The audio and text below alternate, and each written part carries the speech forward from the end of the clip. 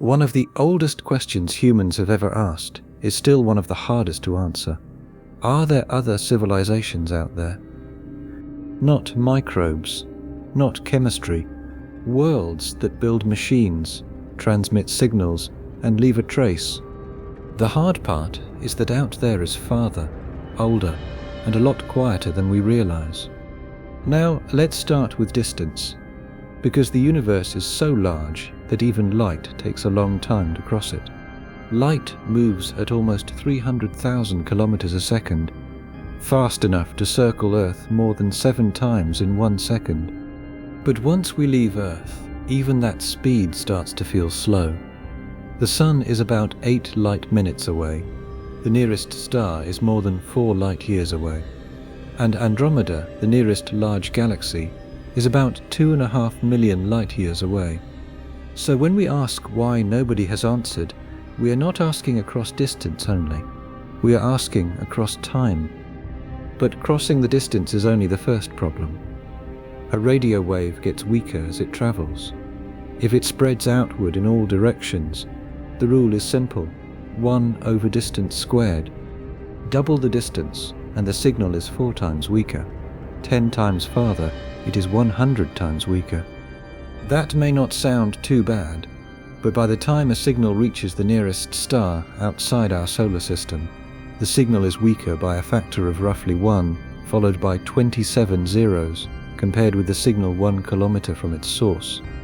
And if it traveled as far as Andromeda, the nearest large galaxy, it would be weaker by a factor of roughly 5, followed by 38 zeros. At that scale, the problem is no longer the message itself. It is whether anything recognizable is left of it. Then comes the timing problem. Humans have used radio for a little more than a century. The universe is nearly 14 billion years old. A civilization could appear, build machines, send signals, and fall silent long before we were able to notice anything. Even 2 worlds that exist at the same time could still miss each other. One world may be listening for radio, another may be using lasers. One may leave heat, another may send narrow signals that never pass near Earth. A civilization could be active and still be almost invisible to the kind of search we are making.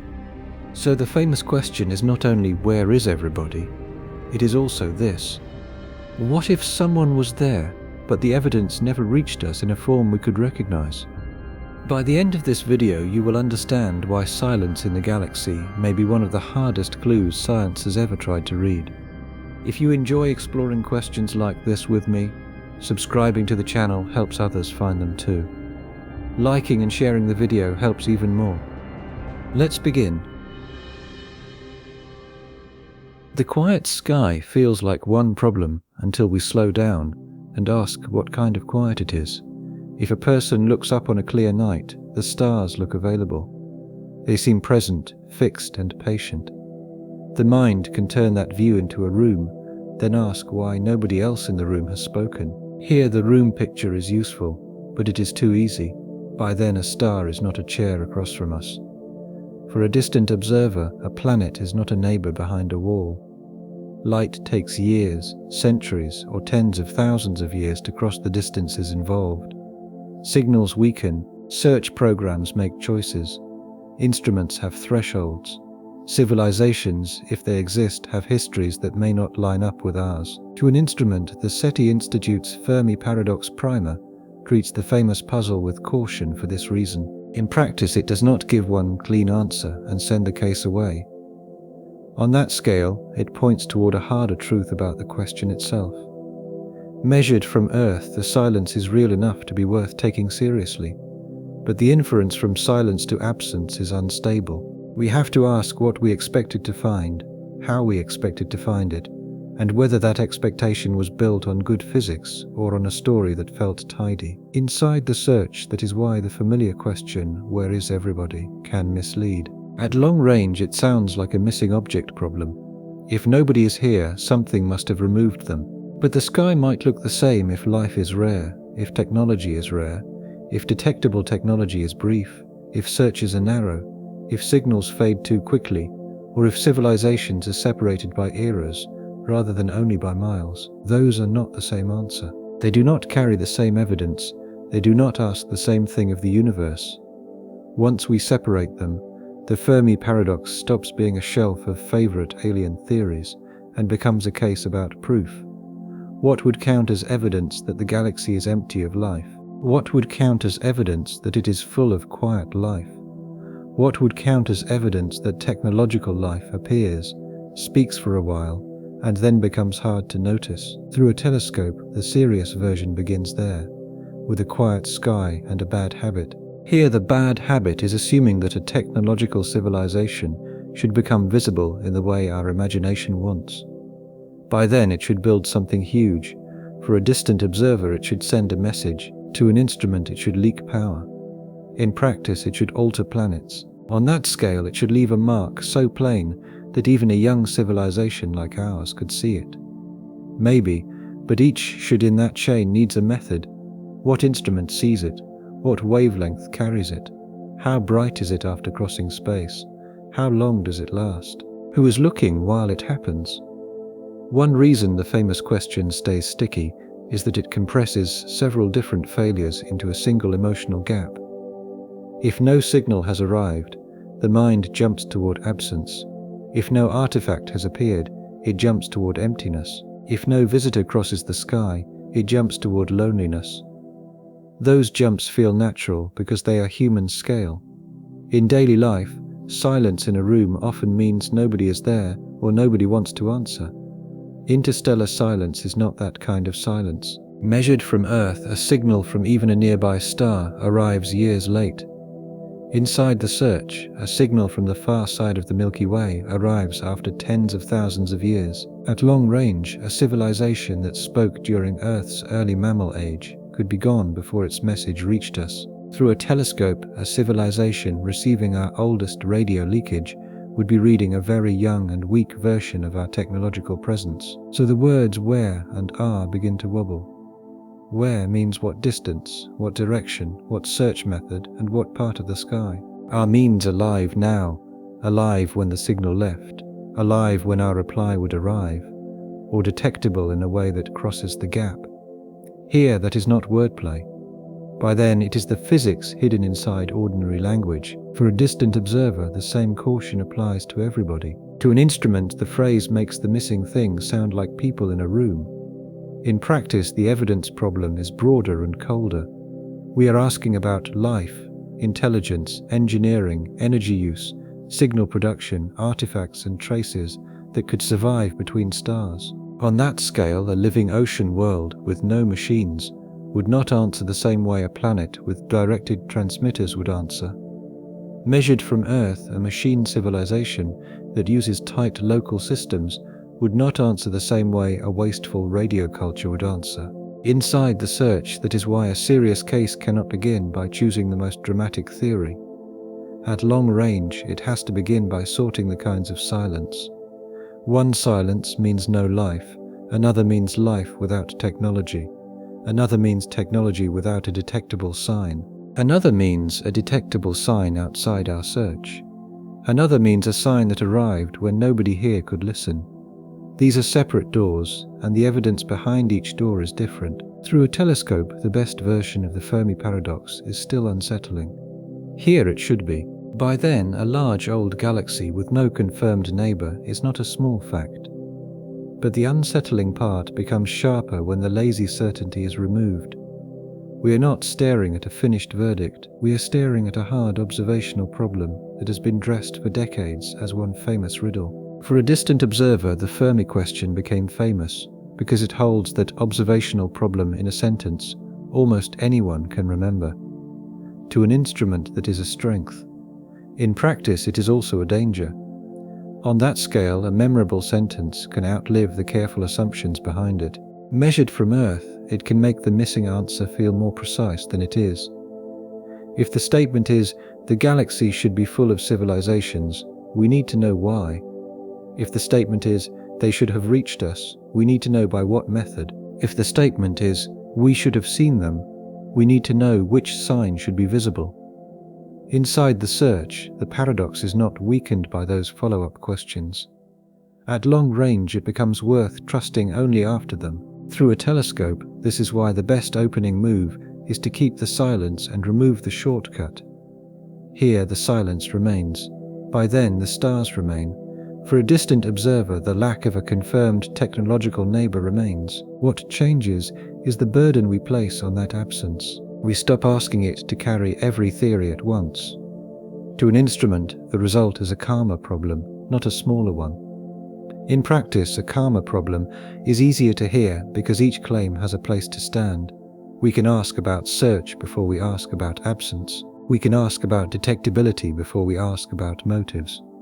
We can ask about timing before we ask about doom. On that scale, the silence gets divided into parts that can be tested. Measured from Earth, the research pack for this job made the right editorial choice by refusing a countdown. Dark Forest has cultural force. Great Filter has fear and demand. Rare Earth has sober weight. But none of those should win just because they are famous. Inside the search, the better first move is to rebuild the silence from the ground up. Before asking which explanation sounds most exciting, we ask which explanation needs the fewest extra assumptions. At long range, that gives the documentary a sharper target. We are not asking whether aliens exist in the broadest possible sense. We are asking whether civilizations, if they arise, remain detectable long enough, brightly enough, and at the right time for another world to notice. Through a telescope, that version is colder than the mythic version, but it is stronger. Here it moves the case away from alien motives and toward things we can test: search coverage, signal strength, technosignature lifetime, light travel time, and overlap. By then, the first lesson is simple. Silence is not one fact. For a distant observer, it is a fact filtered through instruments, distance, assumptions, and time. If we want to know what the silence means, we have to begin with the search itself. Picture one telescope listening to one thin slice of the sky. It may be a serious instrument, it may be operated by careful people, it may search with real skill. None of that makes it equal to the whole sky. Here, this is the trap in many casual versions of the Fermi Paradox. We hear that SETI has searched and found no confirmed signal. Then the mind quietly rounds that up to a much stronger claim. We have looked, nobody answered, but a search can be real and still cover only a small part of the possible target. By then, the possible target is not just a map of stars. For a distant observer, it includes frequencies, signal types, power levels, time intervals, repetitions, directions, and assumptions about what another technology would choose or accidentally produce. To an instrument, a radio search that listens well in one band tells us something valuable about that band. In practice, it does not tell us the same thing about optical pulses, infrared waste heat, atmospheric chemistry, interstellar objects, or a signal aimed somewhere else. NASA's SAG-25 technosignature work matters because it shows how wide the modern search question has become.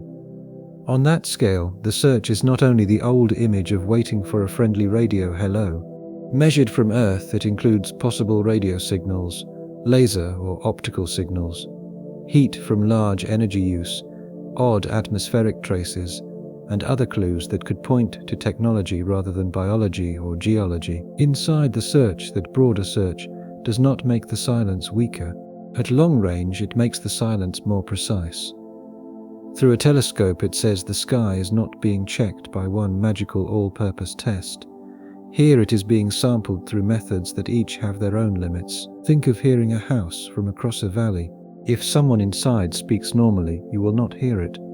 If they play a trumpet out the window, maybe you will. If they flash a light, your ears will learn nothing. If they heat the whole roof, your eyes may miss it, but an infrared camera may notice. By then, a search method is always a promise to notice one kind of thing. For a distant observer, it is also an admission that other things can pass by unseen. To an instrument, the same is true for the way targets are chosen. In practice, a program might focus on nearby stars, because weak signals are easier to catch there. On that scale, it might focus on sun-like stars, because that choice follows one idea of habitability. Measured from Earth, it might listen near a frequency that seems physically useful. Inside the search, it might return to famous targets, because earlier work made them interesting. Each choice is reasonable. At long range, each choice leaves a remainder. Through a telescope, that remainder is enormous. Here the sky is not a flat wall with a few places to inspect. By then it is distance layered on distance. For a distant observer, it is stars at different ages, planets at different angles, and possible signals that may be narrow, intermittent, or buried inside natural backgrounds. When a search finds nothing, the result has to be attached to the part of that problem it actually touched. To an instrument, the SETI Institute primer helps keep this proportional. In practice, it does not ask us to throw away the silence. On that scale, it asks us not to inflate it. Measured from Earth, a non-detection in a defined search area is information. Many non-detections across different methods become stronger information, but a galaxy-wide conclusion needs a galaxy-wide reason, and we do not have that yet. For a person listening at night, that distinction may sound cautious to the point of frustration.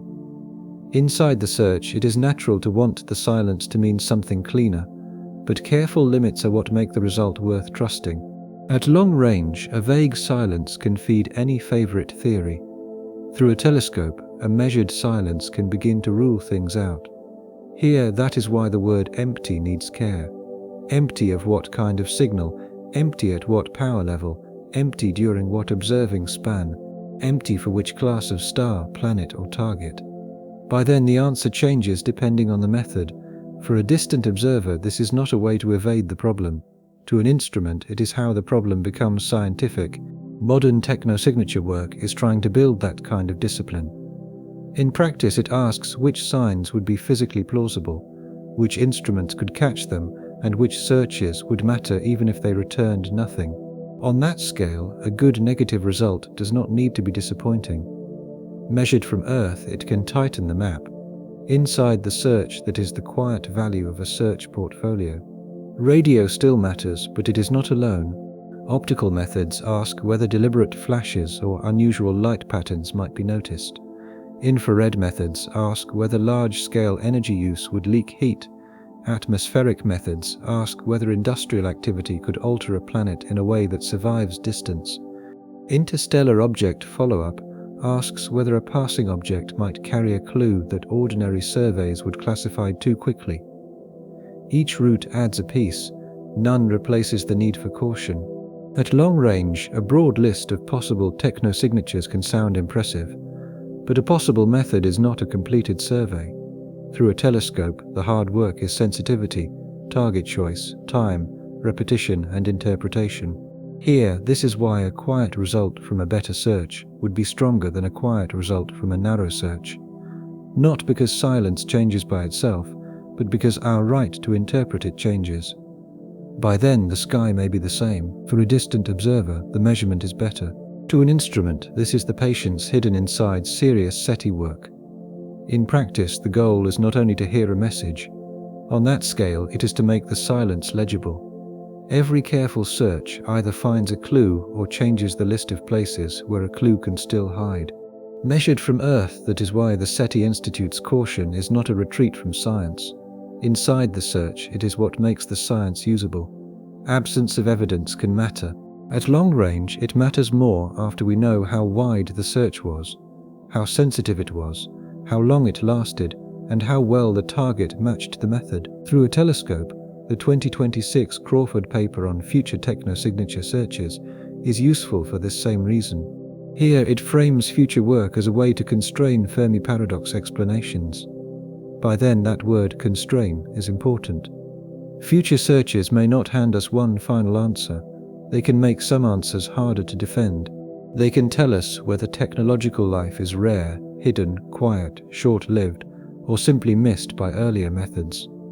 For a distant observer, the silence we have now is not empty of meaning. To an instrument, it is a partial measurement. If you have ever walked through a dark room with a small flashlight, you know the difference. In practice, the flashlight can prove that one corner is empty. On that scale, it can show the edge of a table. Measured from Earth, it can reveal dust in the air. But if the beam is narrow, the darkness outside it remains darkness.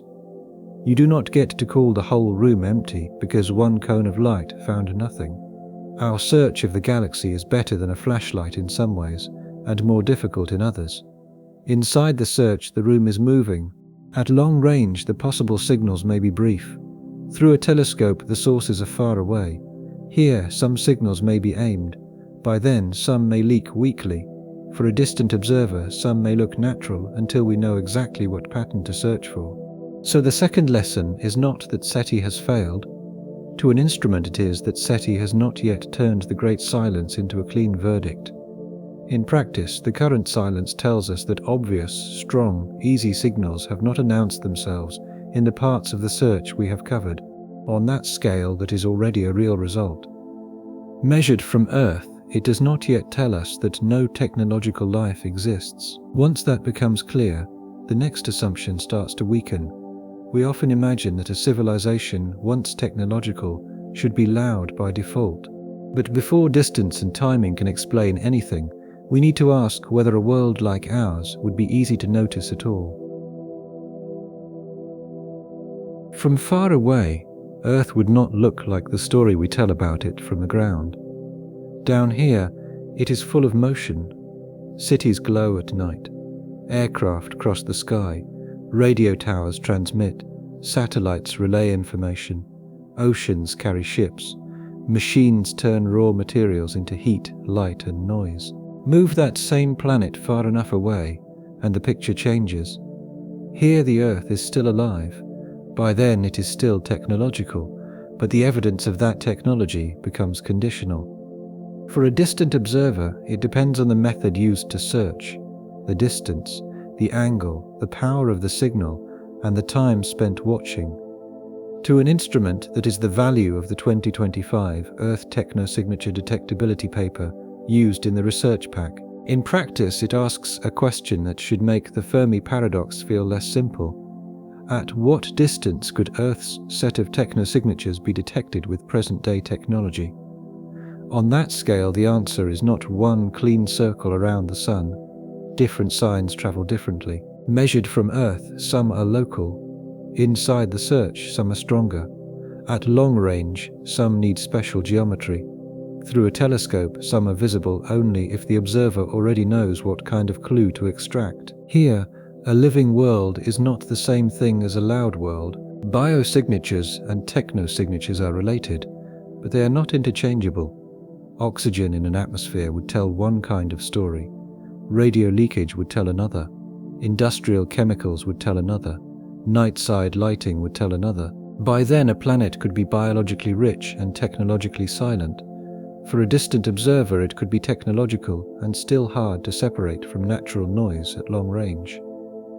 Earth is a useful humility test because it is the one technological planet we know from the inside. If even Earth is not automatically obvious across interstellar distance, then the casual claim that advanced life should be easy to see loses force. We have been using our own presence as if it were a bright marker in the galaxy, but the marker may be weaker than the imagination expects. Think of a city seen from a mountain road. Nearby, it fills the valley. You see windows, traffic, streetlights, and the haze above the streets. From farther away, the city becomes aglow. From farther still, it becomes one small point. From far enough away, it disappears into the black, unless you use the right camera and know where to point it. Space does that to technology.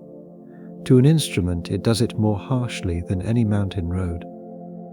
Earth also reminds us that technology is patchy. We do not send one clean announcement into space from every part of the planet. We produce many small signs, each tied to a use on Earth. Radar has one pattern. Television leakage had another. Satellite communication uses particular directions and methods. Industrial chemistry enters an atmosphere with its own natural background. City light is strong to us because we live beside it, but it is tiny beside a star. In practice, the 2025 detectability work matters because it treats those signs as separate clues. On that scale, a distant observer would not see human civilization as one object. They would face a set of possible measurements, some much easier than others. They might catch a strong artificial transmission if it pointed toward them. They might search for atmospheric changes and find ambiguity instead. They might miss local communications because those were never built to cross the stars. Measured from Earth, that makes our own planet a correction to pride. We are not hidden on purpose. We are not quiet in our own lives. Yet from another system, we may be a very difficult target. Our technology is intense locally and modest cosmically. Inside the search, it also separates two kinds of optimism. One optimism says life may be common because planets are common and chemistry repeats. Another optimism says technological life should be easy to detect because technology naturally announces itself. At long range, the first may be right or wrong. Through a telescope, the second is much weaker once Earth becomes the example. Here, a world can change its own surface, move energy, and build instruments without making a clean interstellar signature. By then, the difference between existence and evidence is not a small bookkeeping issue. For a distant observer, it is the whole reason the Fermi Paradox remains difficult. If an observer 20 light-years away studied Earth with tools like ours, they would not receive a full biography of the planet. They would get limits, hints, and method-dependent possibilities. To an instrument, some clues might be visible only from certain angles. In practice, some would require long observation. On that scale, some would be washed out by the star. Measured from Earth, some would look more like noise than intention. Inside the search, that picture should make us more careful when we imagine other worlds. We should not demand that they announce themselves in the easiest possible way. We should ask which signs their technology would actually produce, and whether those signs would be detectable by a civilization at our stage. At long range, it also keeps biosignatures from doing more work than they can. Through a telescope, a future telescope might find a planet with oxygen, methane, or another clue that pushes toward life. Here, that would be a historic discovery, but it would not by itself tell us there are engineers, transmitters, or machines. By then, a living planet may still be technologically mute. For a distant observer, the reverse can also be true. To an instrument, a technological sign might appear on a world whose biology remains hard to interpret. In practice, the categories do not line up neatly. On that scale, that is why the source set keeps returning to method. What is the clue? What physical process makes it? What natural false answer could mimic it? How far away could we see it? When those questions are asked of Earth, the result is humbling. Our planet is not a clean answer key. Measured from Earth, it is a messy mixture of natural life and recent technology.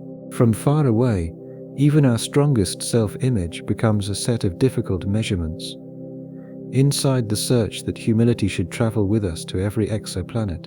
If a world is quiet in our data, it may be empty, or it may be alive in a way we cannot yet see, or it may be technological in a way that leaves no strong clue for our instruments. At long range, the same silence can cover very different realities until the measurement improves. Radio is the example most people reach for first. But even radio is not one thing. Through a telescope, a deliberate, powerful transmitter aimed at a target is different from leakage that was never meant to cross the stars. Here, a narrow beam is different from a broad one. By then, a signal that repeats is different from a burst that comes once while nobody is looking. For a distant observer, the Earth paper matters because it breaks the habit of thinking in one category. To an instrument, a civilization can be present without producing the easiest possible signal. In practice, it can be busy without shouting. On that scale, it can have local power, local heat, local communication, and local waste, without producing an interstellar calling card that a young civilization elsewhere would catch. Measured from Earth, that does not mean Earth is invisible. Inside the search, it means visible is a technical word, not a mood. At long range, it has a distance, a method, a threshold, and a chance of being noticed. Through a telescope, this is where the great silence begins to change shape. Here, the silence no longer feels like a blank answer from a galaxy that should be full of clear signals. By then, it begins to feel like the result of many small losses. For a distant observer, the signal is too weak. To an instrument, the band is wrong. In practice, the timing is wrong. On that scale, the instrument is not sensitive enough. Measured from Earth, the observer is not looking in the right place. Once Earth stops looking automatically loud, other worlds stop looking automatically loud as well. We can still ask why nobody has appeared, but now we have to ask a sharper thing.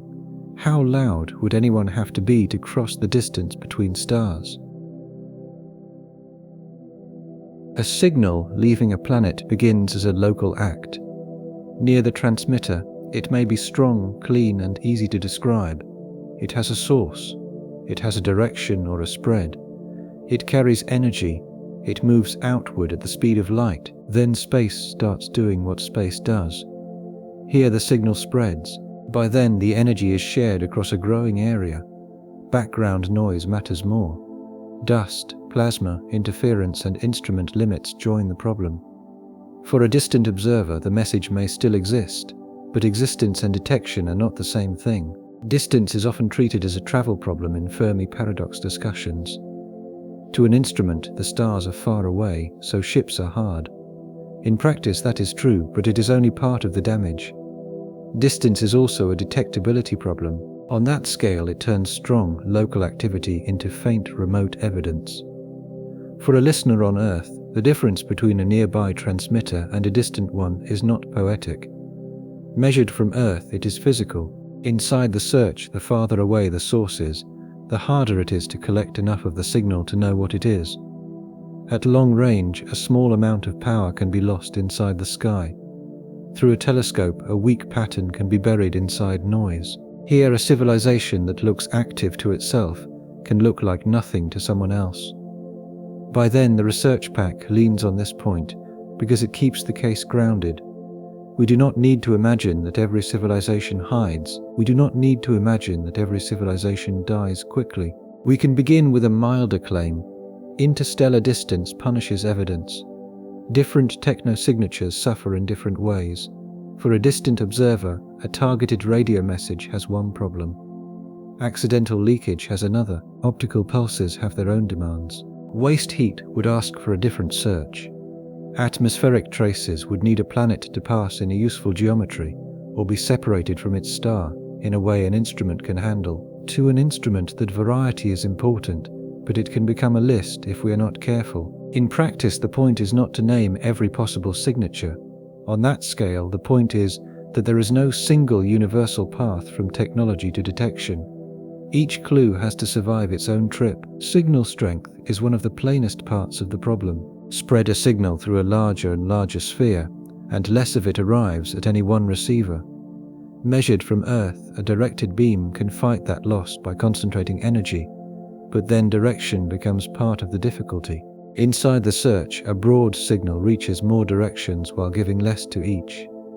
At long range, a narrow signal gives more to one line, while missing almost everything else. Through a telescope, the trade-off alone makes the sky less obvious than it feels in thought experiments.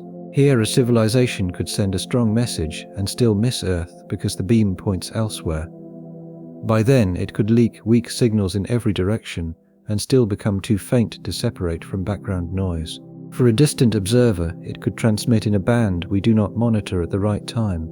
None of those failures requires secrecy or extinction. Noise matters because instruments do not detect meaning directly. They detect energy, patterns, and differences from background. Natural sources produce radio waves. Stars produce light. Dust glows in infrared. Planets have atmospheres with chemistry that can confuse interpretation. To an instrument, a technological clue must stand out from that environment before anyone can argue about what it means. In practice, that is why distance is not only a number on a star map. On that scale, it is a filter. Measured from Earth, it removes the weak parts first. Inside the search, it leaves only the strongest, cleanest, best-placed clues. If a civilization's technology is mostly local, efficient, or poorly aligned with our search, distance can erase it from our practical view. There is a quiet unfairness in that. At long range, the galaxy may contain many local worlds that are busy to themselves. From the inside, each would feel central. From far away, each may be a faint technical question, not a presence. Through a telescope, the simple Fermi question imagines a galaxy where technology scales up until it is impossible to miss. Here the distance problem asks whether that assumption is earned. Maybe some civilizations build enormous visible engineering. Maybe some do not. By then a serious answer has to leave room for both. Then ask what evidence would separate them. There is another cost hidden inside distance: time delay. For a distant observer, a signal that reaches us from 1,000 light-years away is 1,000 years old. To an instrument, a reply would take 1,000 years to return. Even detection would not mean conversation in the ordinary sense. In practice, it would mean receiving an old trace from a remote history. On that scale, that delay affects interpretation. Measured from Earth, a civilization could send a signal during one technological phase and be different by the time it arrives. Inside the search, a planet could carry an atmospheric clue from a state that has already changed. At long range, the farther we look, the more evidence becomes a message from the past. Through a telescope, this makes the great silence stranger and less simple at the same time. Here it is not only a question of whether anything is out there, by then it is a question of what past state of an out-there world is arriving at our instruments now. Even a strong signal would arrive without context. We might know its direction, its frequency, its pattern, and its age in light travel time. We would not know what happened after it left. For a distant observer, the sender could have changed methods, moved inward, spread outward, failed, or continued quietly. Detection would begin a history problem as much as a communication problem. To an instrument, that is another reason distance favors modest conclusions. No single received clue would instantly map a civilization's whole life. In practice, no single silence maps a whole absence. On that scale, the distance between stars turns every answer into a partial answer. Partial answers are still answers. They are how astronomy often begins. Measured from Earth, a faint dip in starlight becomes a planet candidate. Inside the search, a repeated wobble becomes an orbit. At long range, a spectrum becomes a chemical hint. Through a telescope, the Fermi Paradox needs the same discipline. We should let small measurements stay small until enough of them line up. Imagine three things leaving the same house: a shout, a flashlight blink, and warmth leaking through a wall. Across the street, all three may be detectable. Across a field, maybe only the light. Across a continent, none of them without special equipment. Across interstellar space, the equipment must be very sensitive, and even then the clue must be the kind that survives the distance. NASA's SAG-25 portfolio framing helps because it treats that variety as real work. Search design is not a detail after the main question. Here it is part of the main question. If a civilization does not produce the kind of signal we are prepared to catch, its existence does not turn into evidence for us. By then, this is why a quiet sky can hide a civilization honestly. Not because the civilization is magic. For a distant observer, not because the search is careless. Because the evidence field is thin. Signals weaken, spread, point elsewhere, arrive during gaps, or remain below a threshold. There is a human scale to that. If you stand on a shore at night, and someone far across the water turns on a small lamp, the lamp may be real. To an instrument, it may even be steady. But if waves, fog, distance, and your own eyesight erase it, the shore looks empty. In practice, the emptiness is not a lie. On that scale, it is the limit of what reached you. Measured from Earth, the Fermi Paradox often asks why the galaxy is not full of unmistakable lamps.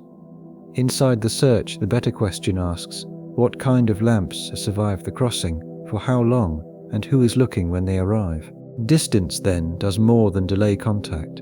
At long range, it edits the evidence, and once distance edits evidence, time becomes just as dangerous. A telescope can look at the right patch of sky and still miss the thing that matters. It can look before the signal arrives. It can look after the signal has passed. It can look on a quiet night between bursts. It can look in one band while the clue appears in another. Here, that is why looking once is not the same as watching. Search coverage has a time dimension that is easy to forget. By then, a map of targets can make a program look wide.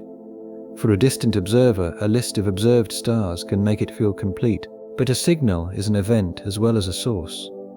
If it is brief, intermittent, directional, or rare, then a search must overlap it. No overlap, no detection. To an instrument, this does not make every possible signal brief. In practice, a long-lived signal would be easier to catch. On that scale, a strong, steady transmitter would change the expectation. But the silence we have cannot be judged as if every plausible technosignature behaves that way. Crawford's 2026 paper points toward future searches as a way to narrow the live explanations. Measured from Earth, that future matters because the present search has gaps in method and cadence. Inside the search, the next generation of observing can return to targets, widen methods, test more kinds of signatures, and make some explanations less comfortable. Repetition is one of the quiet heroes of this whole problem. At long range, a single observation can catch a steady source.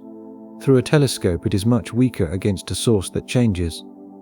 Here, a repeat visit can test whether a candidate returns. By then, a long campaign can notice patterns that a short look would miss. Time on target is not a luxury. For a distant observer, it is part of the measurement. To an instrument, this matters for many possible signals. In practice, a directed transmission might sweep past Earth for a short period. On that scale, a laser pulse might be rare. An atmospheric clue might require repeated spectra. Measured from Earth, a strange object passing through a planetary system might demand fast follow-up. If the observing system is not there when the clue appears, the missed event does not leave a label behind.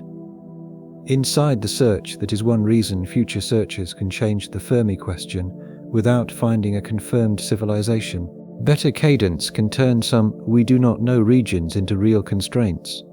At long range, it can tell us that certain strong repeating signals are rare near certain stars, or that some kinds of waste heat are not common at a given scale. Each clean absence trims a possibility. Through a telescope, the current silence, by contrast, includes many blind intervals. Here that should make us humble, but not empty-handed. By then it tells us that the easiest version of the cosmic greeting has not arrived. For a distant observer, it tells us that no nearby obvious signal has forced itself into the record.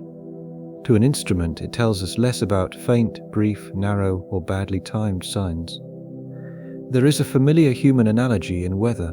If you open the door once and the ground is dry, you learn the ground is dry now. You do not know whether rain fell at midnight or whether it will fall after dawn. In practice, a rain gauge watched over time tells a different story. Astronomy needs its own version of that patient watching. Search almost nothing does not mean search carelessly. On that scale, it means the full problem is larger than any current pass. Measured from Earth, that sentence may feel unsatisfying, but it is the kind of sentence science often has to earn. Inside the search, a partial absence can still be useful. If a search rules out strong continuous transmitters around certain nearby stars, that matters. If another rules out some extreme waste heat scenarios, that matters. If future surveys keep returning clean non-detections across wider methods, the silence gains weight. At long range, the mistake is jumping from partial absence to total absence, before the measurement deserves it. Through a telescope, the opposite mistake is treating every non-detection as meaningless because the search is incomplete. Neither is careful. Here the middle path is slower. By then it records what each search actually constrains. In that middle path, time becomes one of the main variables. For a distant observer, a signal that repeats for 1,000,000 years is a very different target from a signal that lasts a month. To an instrument, a steady waste heat signature is different from a rare optical pulse. In practice, the search method has to match the lifetime of the clue. Short searches are especially weak against rare events. On that scale, that is true even in ordinary life. If a doorbell rings once a week and you listen for 10 seconds, you should not be surprised to hear nothing. If a signal from another world is narrow, intermittent, or seasonal in some unknown way, a short look may miss it completely. Long monitoring changes that. Measured from Earth, it can catch repetition. Inside the search, it can separate a one-time false alarm from a recurring source. At long range, it can show whether a target stays quiet across many intervals. Through a telescope, the future value of SETI and technosignature work may come as much from patience as from sensitivity. Here, that is also why a single strange candidate rarely settles anything. By then, the wow signal remains famous partly because it did not repeat. For a distant observer, a non-repeating event can grip the mind, but the scientific case needs return, context, or independent confirmation. Timing can create mystery without creating proof. To an instrument, that is why the best searches are not only wider, they are steadier. They return, they compare, they ask whether a target is quiet once, quiet often, or quiet across many methods. In practice, the difference between those states is the difference between a shrug and a constraint. On that scale, the key idea is not complicated. If you walk past a window once, you might see the room dark, measured from Earth that tells you something. If you walk past the same window every night for a year, you learn more. If you watch with a camera, more again. Inside the search, the room might still be empty, but the confidence changes with repetition. Interstellar search faces a harsher version of that problem. We do not know when a technological clue would appear. We do not know whether it repeats. We do not know whether it points in every direction or only along a narrow line. We do not know whether a civilization's most visible phase lasts 10 years, 10,000 years, or 10 million. At long range, that uncertainty turns the great silence into a window problem. Through a telescope, the issue is not only whether another world exists. Here it is whether its detectable window crosses our observing window. Balbi and Grimaldi's 2024 work on technosignature longevity enters at exactly this point. By then, it asks us to separate the life of a civilization from the life of its detectable signs. Those are different clocks. For Earth, our own strongest signs are historically recent. Human beings existed long before radio. Cities existed long before satellites. Technology existed long before any signal could be imagined as a technosignature from another star. Even now, our accidental leakage is not a guaranteed interstellar announcement. For a distant observer, a detectable phase can begin late, change quickly, and narrow again. To an instrument that should make the famous silence feel less like one contradiction and more like a stack of timing demands. In practice, a civilization must arise. On that scale, it must produce something detectable, measured from Earth, that something must last. Inside the search, it must travel across distance. Someone else must search with the right method while it is available. Miss any one of those steps, and the sky stays quiet. At long range, this is not an excuse to make the paradox disappear. Through a telescope, it is a way to stop making the paradox easier than it is. Here, the silence becomes harder to interpret, not less interesting. We are no longer asking only why nobody has spoken. We are asking how long a voice remains audible in a galaxy that listens in short intervals. By then, that leads to the next pressure. For a distant observer, a civilization may live for a long time while its loudest evidence lasts only a small part of that life. Imagine a world that becomes detectable for a short stretch of its history. For a while, it leaks energy in a way another world might notice. It sends signals, it lights its nights, it changes its atmosphere, it builds machines that leave traces beyond the planet. Then the pattern changes. Here the society may not vanish. By then it may become more efficient. For a distant observer, it may shift communication methods. To an instrument, it may reduce waste. In practice, it may spread into forms that are harder to read from far away. On that scale, it may survive while becoming less obvious. Balbi and Grimaldi's 2024 paper is useful because it puts pressure on a hidden assumption. Civilization lifetime is not the same as technosignature lifetime. Measured from Earth, a civilization could last far longer than its brightest detectable phase. Or it could end while its traces remain. Or different signatures could last for different periods and then fade below our ability to notice them. Inside the search, the classic Fermi question often treats technology as a switch. Once a world becomes technological, it joins the set of detectable worlds. But real technology changes. At long range, it may grow louder in some channels and quieter in others. Through a telescope, it may leave some accidental signals behind and replace them with tighter, less leaky systems. Here, it may stop using the very methods a distant observer expected. We can see a small version of this on Earth. Human communication did not simply become one ever-growing radio shout. By then, some signals became stronger. For a distant observer, some became more directed.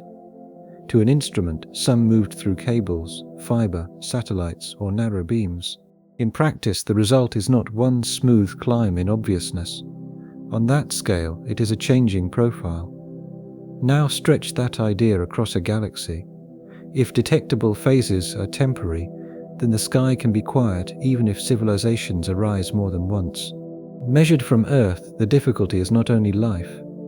Inside the search, it is timing the bright interval. At long range, the word bright here does not have to mean visible light. Through a telescope, it means easy to notice from outside.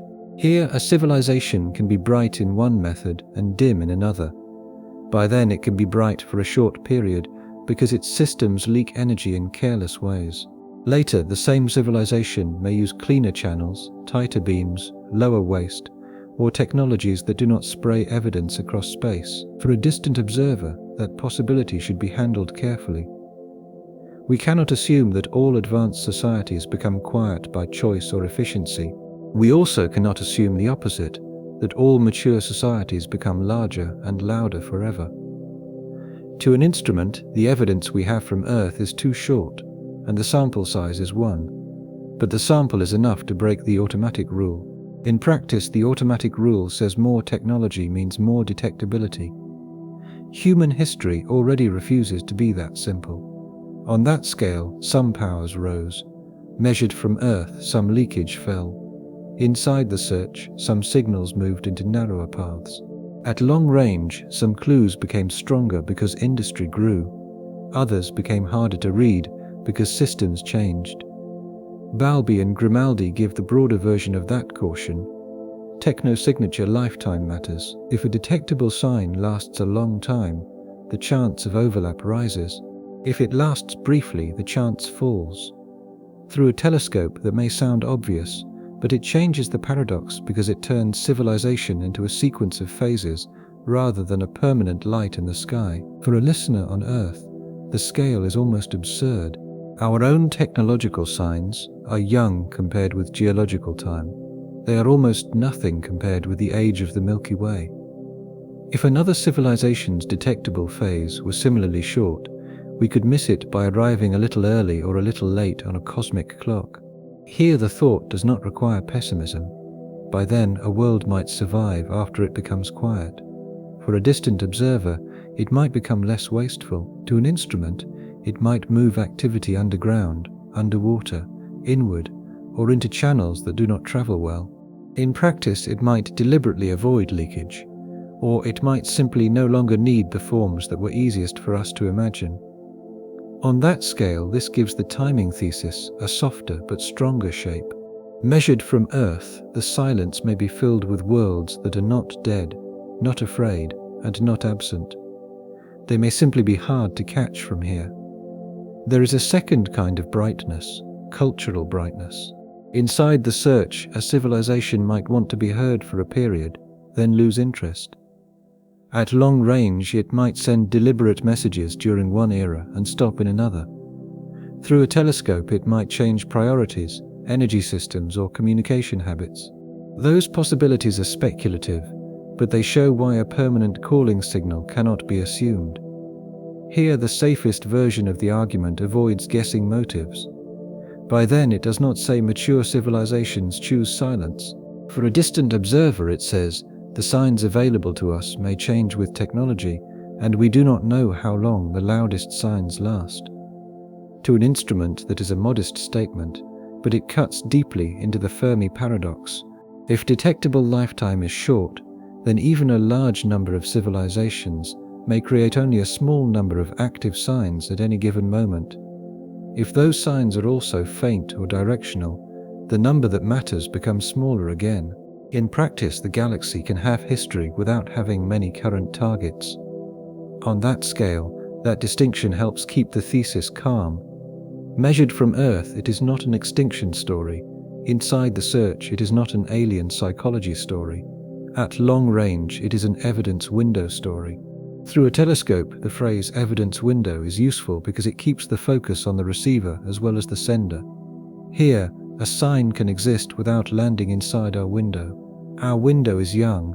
By then, it is shaped by our instruments, our funding, our choices, and our short technological history.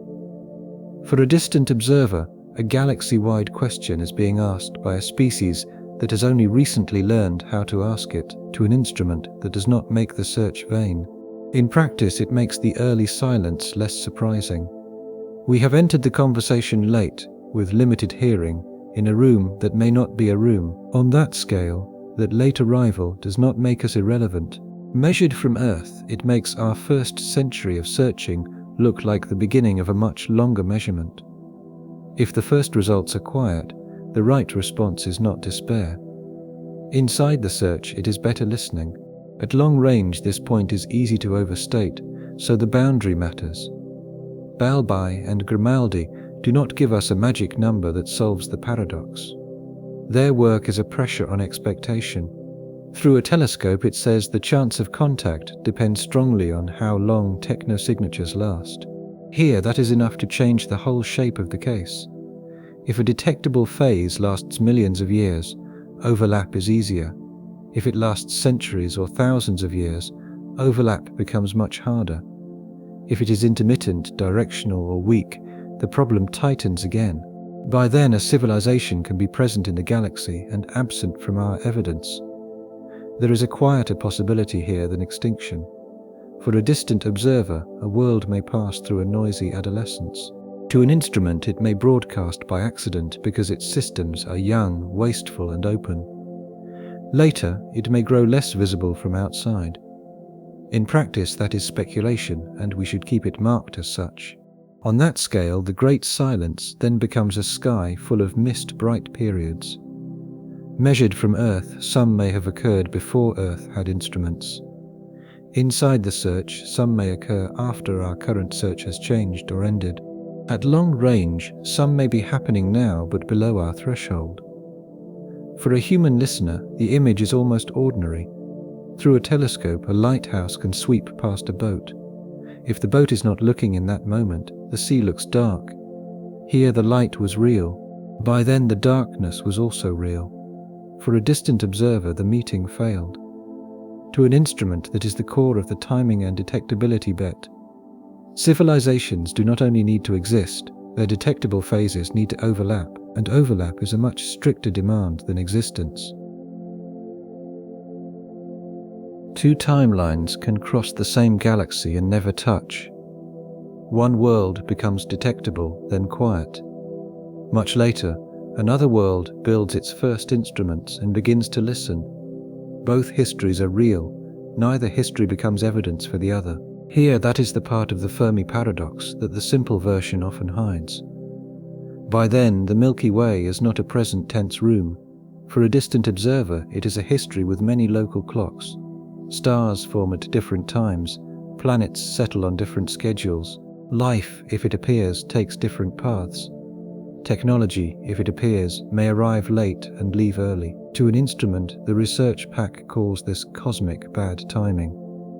In practice, the phrase is plain, and it earns its place because it names the central mismatch. Space separates worlds. Time separates them again. On that scale, a galaxy can be old without being synchronized. Measured from Earth, the age of the Milky Way does not mean every possible civilization is available now. Inside the search, a civilization that rose 2 billion years ago and left no durable trace would not be part of our present search. At long range, a civilization that rises 2 billion years from now will not hear us now. If our signals and theirs never overlap, the galaxy remains quiet from both sides. Through a telescope, this is where existence stops being enough. Contact needs coexisting detectability. Here, a living planet without technology does not answer. By then, a technological planet without a detectable sign does not answer. For a distant observer, a detectable sign that arrives when nobody is listening does not answer. To an instrument, the ladder is strict. Life, technology, detectability overlap. Each step can fail without proving the previous step never happened. Overlap is harsher than coexistence. Two civilizations could both exist in the same broad era and still fail to meet if their detectable signs are too weak, too brief, or aimed elsewhere. One may listen during a quiet phase of the other. One may transmit while the other lacks the instrument to hear. One may produce atmospheric clues while the other searches radio. In practice, the clocks can partly overlap and still miss in practice. On that scale, that is why the synchronization window is such a useful plane idea. Measured from Earth, it means there is a period when one world's sign is present and the other world's search can catch it. Outside that window, both sides may be real while the evidence does not cross. Inside the search, a human lifetime makes this hard to feel. We are used to messages that wait for us. At long range, a letter can sit in a mailbox. Through a telescope, a recording can be played later. Many interstellar signs may not behave that way. Here, a radio pulse passes. By then, a beam sweeps. For a distant observer, a chemical state changes. To an instrument, a heat signature may rise and fall with industry. In practice, some traces may persist, but others are events. On that scale, the source set's timing argument is strongest when it keeps this difference visible. Measured from Earth, a galaxy with several technological worlds is not automatically a galaxy of neighbors. Inside the search, it is a galaxy of windows. At long range, some windows open, through a telescope some close. Here some are bright, by then some are narrow. For a distant observer, some face the wrong direction. To an instrument, this also changes the emotional pressure of the silence. In practice, the quiet no longer demands a single dramatic explanation. On that scale, it can emerge from many small non-meetings. One world misses another by a few thousand years. Another misses by 1,000,000. Another listens in a different method. Another becomes visible while no one nearby has the tools to notice. None of this proves that such worlds exist. Measured from Earth, it shows why the absence of a confirmed signal is less decisive than the room analogy suggests. If the galaxy is not a room, and if its possible voices do not speak at the same time, then silence can be produced by failed overlap rather than empty space. Inside the search, the overlap problem also changes how we hear our own transmissions. We often imagine humanity sending a message into a waiting galaxy. In reality, our messages enter a moving history. They expand as shells of old information. Most nearby stars have received little or none of our technological noise, and farther stars receive older and weaker traces. If someone else did the same, their early radio age might have passed by Earth before we existed as a technological receiver.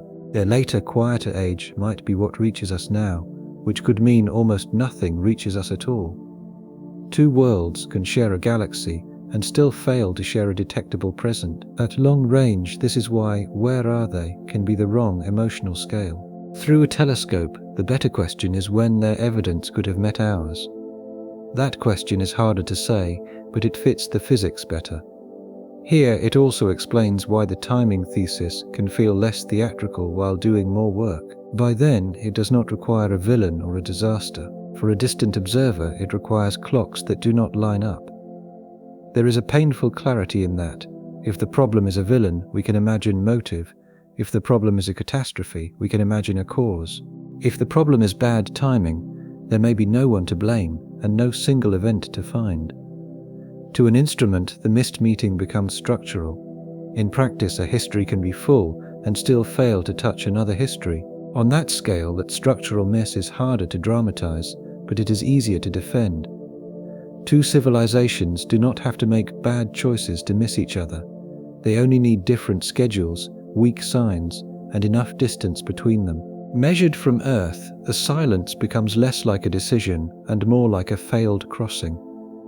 Inside the search, this also means that success would be fragile. At long range, a true interstellar detection would require a chain of coincidences to hold long enough for evidence to cross space. Through a telescope, the right kind of sign. Here, the right brightness. By then, the right direction.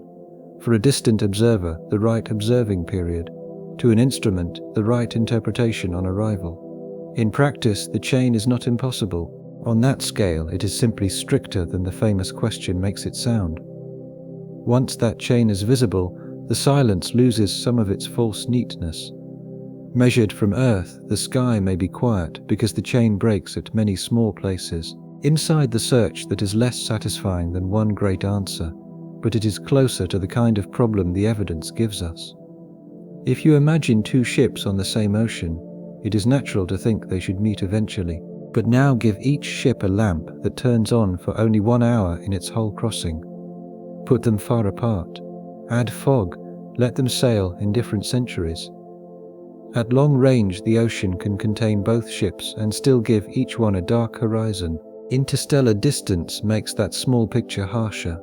Light itself carries the timing problem. Through a telescope, a signal from a distant star is old by the time it reaches us. Our answer, if we sent one, would arrive later still. Communication is not a phone call. Here it is history crossing history. Balbi and Grimaldi's work supports this shift from existence to overlap.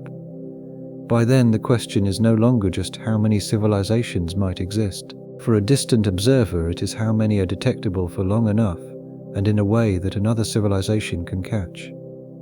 To an instrument, that distinction removes some of the shock without emptying the mystery. In practice, a quiet galaxy may not require one universal disaster. On that scale, it may arise from many histories that fail to line up. Still, this cannot be made too comfortable. If civilizations are common and some last a long time, overlap should improve. If they build durable artifacts, timing matters less. If they expand, the whole argument faces pressure. Measured from Earth, the chosen bet is strong because it begins with modest physics, but it has not yet survived every objection. Before those objections arrive, one more scale shift matters. Civilizations do not appear on a blank galactic clock. Inside the search, the galaxy itself has structure, age, chemistry, and delay. The Milky Way is old, but old is not the same as simultaneous. A galaxy is not a single clock face. It is a collection of star-forming regions, planetary systems, chemical histories, radiation environments, and long, quiet intervals. The number of years is huge, but those years are unevenly distributed across places and worlds. Here that matters because many versions of the paradox use age too quickly. They say the galaxy is old, so there has been enough time. Enough time for what? Enough time for life to begin everywhere. Enough time for intelligence to appear. Enough time for technology to spread. Enough time for traces to survive. Each of those asks for a different clock. By then, some stars formed early. For a distant observer, some formed later. Heavy elements needed earlier generations of stars. Stable planetary environments may depend on local conditions. Catastrophes can reset surfaces. Evolutionary paths can take long routes. None of this gives a clean number for civilization frequency, but it does weaken the idea that one galactic age should force one simple expectation. Long time can produce separation as well as crowding. If worlds develop across wide spans, then time becomes a source of distance. One civilization may leave its brightest phase before another planet even has complex life. Another may begin after earlier traces have faded, scattered, or become unreadable. To an instrument, the research pack's billion years missed framing belongs here, as a way to feel the scale without pretending we know the exact misses. In practice, a billion years is not a dramatic flourish. On that scale, it is the kind of interval that makes human technology vanish into a tiny recent line. Our radio era is barely a scratch compared with deep galactic time. Measured from Earth, this point can be made without claiming a full model of galactic history. We do not need to know the exact number of civilizations to see the timing problem. We only need to notice that the relevant events are not evenly spread. Planet formation, habitability, biological change, intelligence, technology, and detectability each have their own delays. If those delays vary widely, then the galaxy's age stops being a simple argument for contact. An old galaxy can create many chances. Inside the search, it can also scatter those chances across a time span so large that overlap becomes rare. There is another subtle issue. Traces do not all survive equally. At long range, a deliberate artifact might last longer than a radio phase. Through a telescope, a changed atmosphere might relax toward a natural state. Here, a probe might remain detectable if it is nearby and visible, or vanish into the ordinary clutter of small objects if it is not. By then, the farther back in time a civilization's bright period lies, the more the argument depends on durable evidence. For a distant observer, that brings the case close to archaeology, but on a scale where archaeology has almost no tools. On Earth, ruins can preserve a culture's existence after voices stop. Across stars, we do not know what the equivalent would be. To an instrument, a planet altered beyond nature. In practice, a swarm of machines. Waste heat? On that scale, a strange object passing through. Each possibility requires its own search and its own caution. Measured from Earth, the galaxy's clocks also make now a local word. We see distant systems as they were when their light left. Inside the search, a civilization 10,000 light-years away could be different now from the evidence arriving tonight. At long range, that does not make contact impossible. Through a telescope, it makes the bookkeeping severe. For the Fermi Paradox, this is enough to wound the simplest expectation.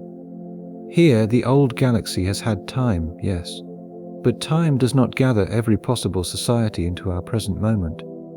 By then, it can spread them thin. For a distant observer, the galaxy's clocks also affect where good targets might be. To an instrument, some regions may have older planetary systems. In practice, some may have harsher radiation histories.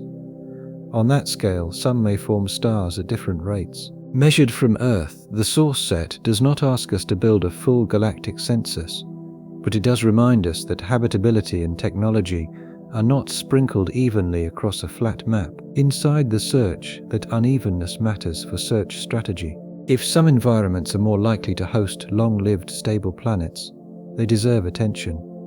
If some stars are too young for long biological histories, that changes expectations. If some worlds may have passed their brightest technological era before humans had instruments, the silence around them has to be read carefully. Again, the point is not to force one demographic story. At long range, the point is to keep age from doing lazy work. Through a telescope, a large number like 10 billion years can make contact feel inevitable. Here, a structured history makes it less so.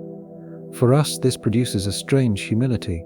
We are not listening from the center of galactic time. We are listening from one recent technological moment around one ordinary star.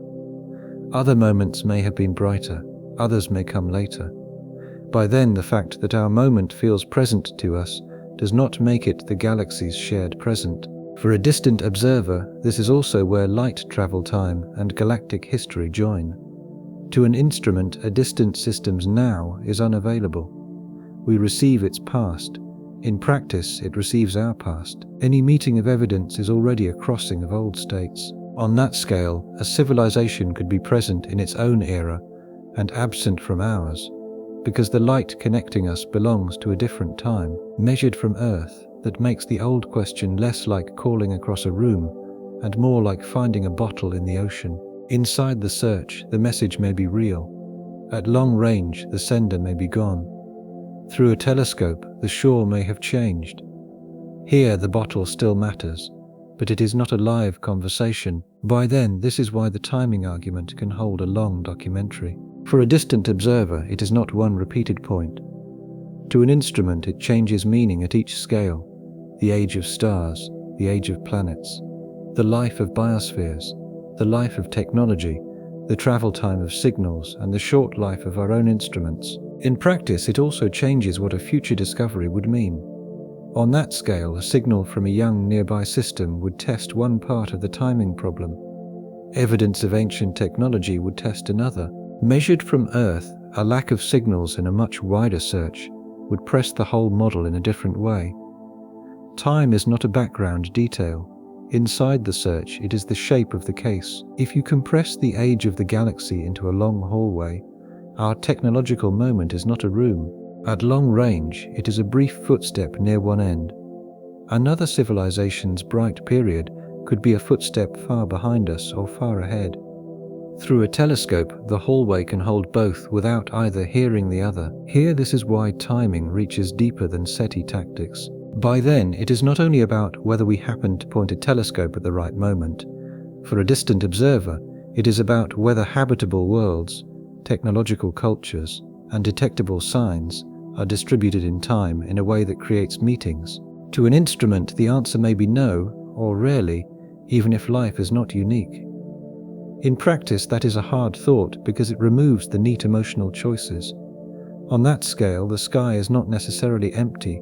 Measured from Earth, it is not necessarily hiding. Inside the search, it may be badly timed. Worlds may wake into a galaxy where many possible neighbors are either not yet speaking, no longer speaking, or speaking in ways that do not cross the distance. At long range, the boundary here is important. We should not invent a precise galactic population from this outline. Through a telescope, the sources in the research pack support a direction of reasoning, not a census. Here the claim is not that we know civilizations miss each other by 1 billion years.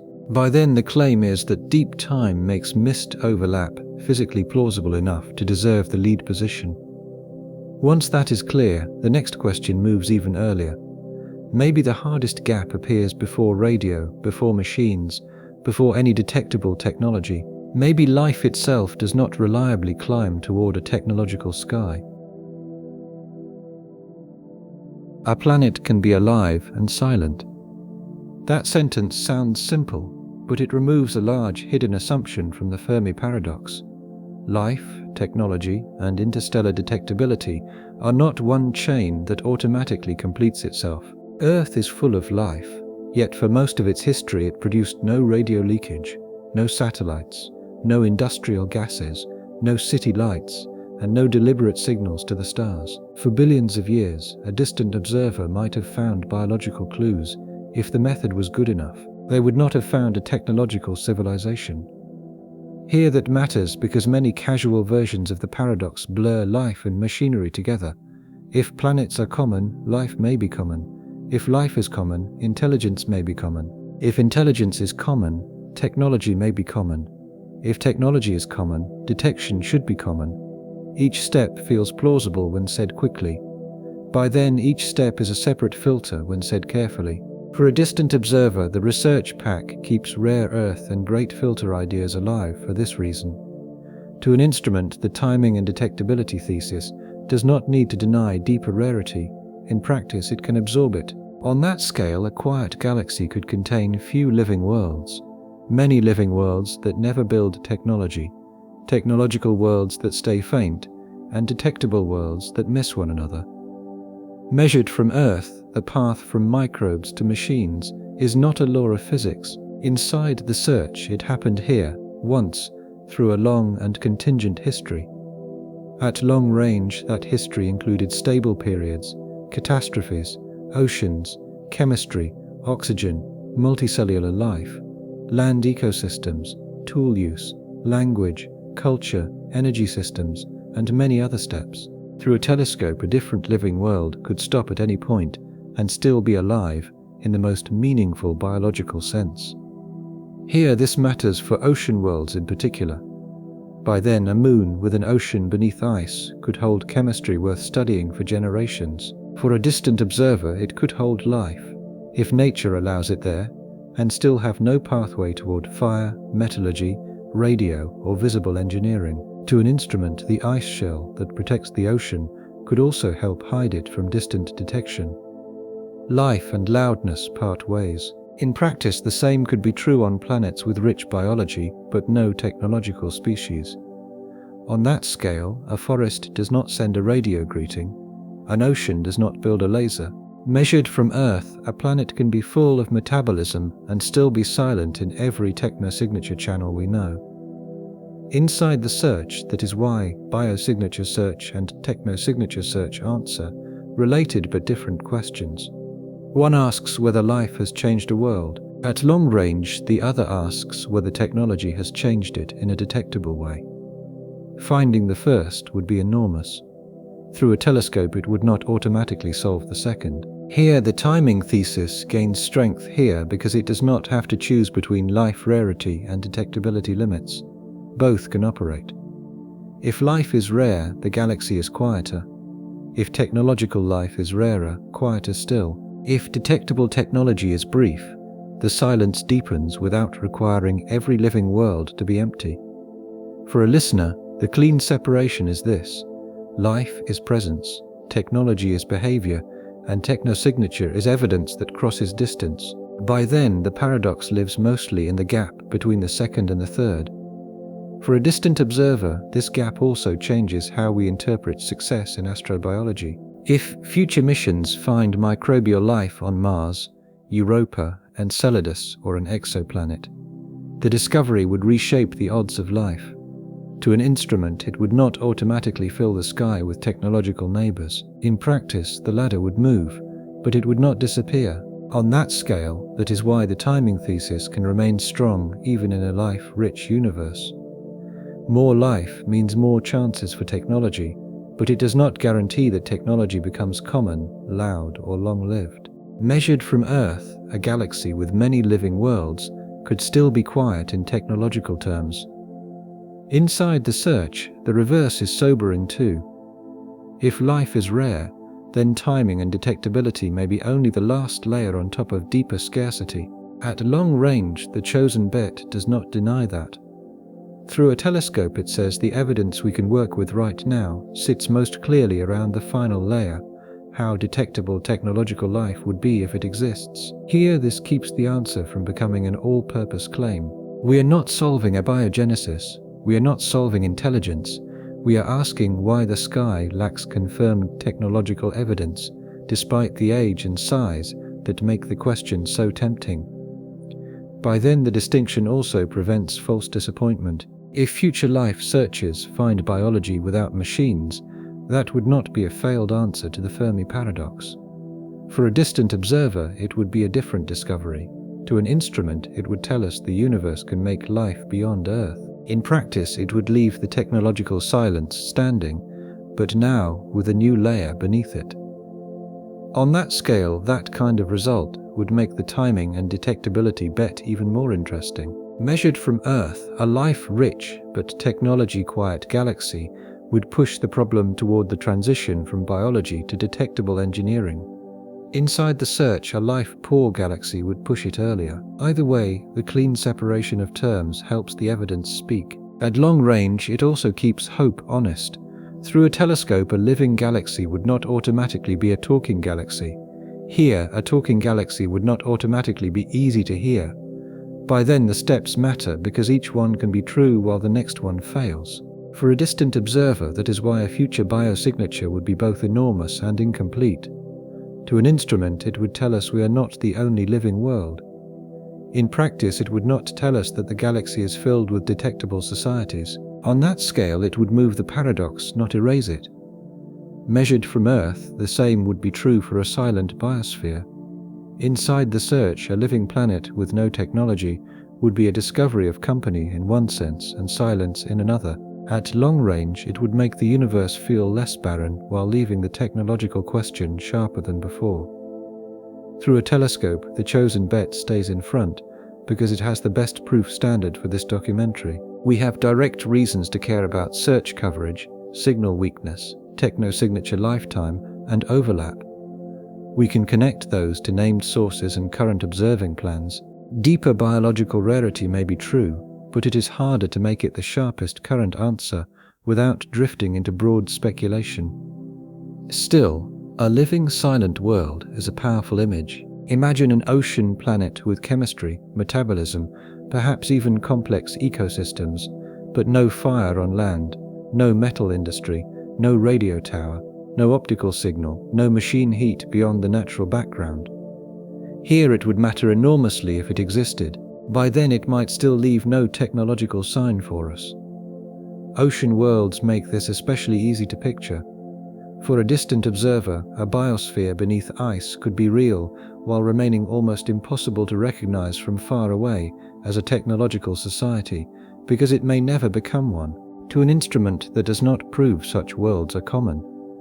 In practice, it only shows why the path from life to detected technology is not automatic. On that scale, this turns the great silence into a layered problem. Measured from Earth, some silence may begin before intelligence. Inside the search, some may begin before industry. At long range, some may begin after industry, when signals fade. Through a telescope, some may begin at the receiving end, when our search misses the clue. For us, the important discipline is to keep those layers distinct. If we mix them together, the paradox becomes fog. If we separate them, timing and detectability still look like the best current lead because they make clear predictions about what better searches can change. Rare earth can still be a rival. Here it can be part of the answer. But as the central spine, it asks the documentary to live inside planetary rarity and evolutionary uncertainty. Timing and detectability let us hold that possibility while staying closer to search physics. By then, that prepares the next pressure. If life and technology have many possible bottlenecks, great filter logic deserves a serious hearing. For a distant observer it may not win, but it cannot be waved away. A ladder with a missing step can explain a lot.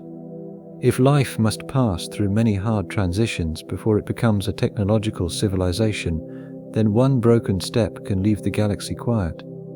That is the force of the great filter idea. Here it earns its place because it faces the silence directly. Maybe simple life is rare. Maybe complex life is rare. Maybe intelligence is rare. Maybe technological societies tend to destroy themselves.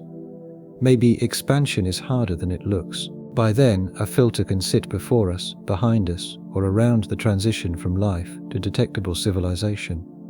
For a distant observer, the research pack does not dismiss that. Great filter content has strong demand because it speaks to a real fear and a real logic. If the galaxy is quiet, perhaps something stops worlds before they become visible. But the same flexibility that makes the great filter powerful also makes it slippery. If a filter can be placed almost anywhere, it can explain many outcomes without telling us which one occurred. To an instrument, it can become a label for ignorance rather than a tested answer. To make the great filter useful, we have to pin it to a step. If the filter is before life, then the silence points toward chemistry or planetary conditions. If it is before complex life, the issue moves into biology. If it is before technology, the issue becomes intelligence and culture. If it is after technology, the question turns towards survival, detectable lifetime, or expansion. Those are different investigations. In practice, a single dramatic phrase can blur them. On that scale, that blur is why great filter stories often feel stronger than their evidence. They gather many unknowns into one shape, then let the shape carry the emotional weight. Measured from Earth, the timing and detectability bet does something narrower. Inside the search, it does not claim to know where every bottleneck sits.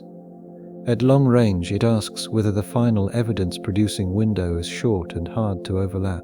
Through a telescope, that question can be studied through technosignature longevity, search coverage, and Earth's own detectability. Great filter thinking still adds pressure because it reminds us that silence could be produced earlier than our preferred thesis. If life is extremely rare, there may be few windows to miss.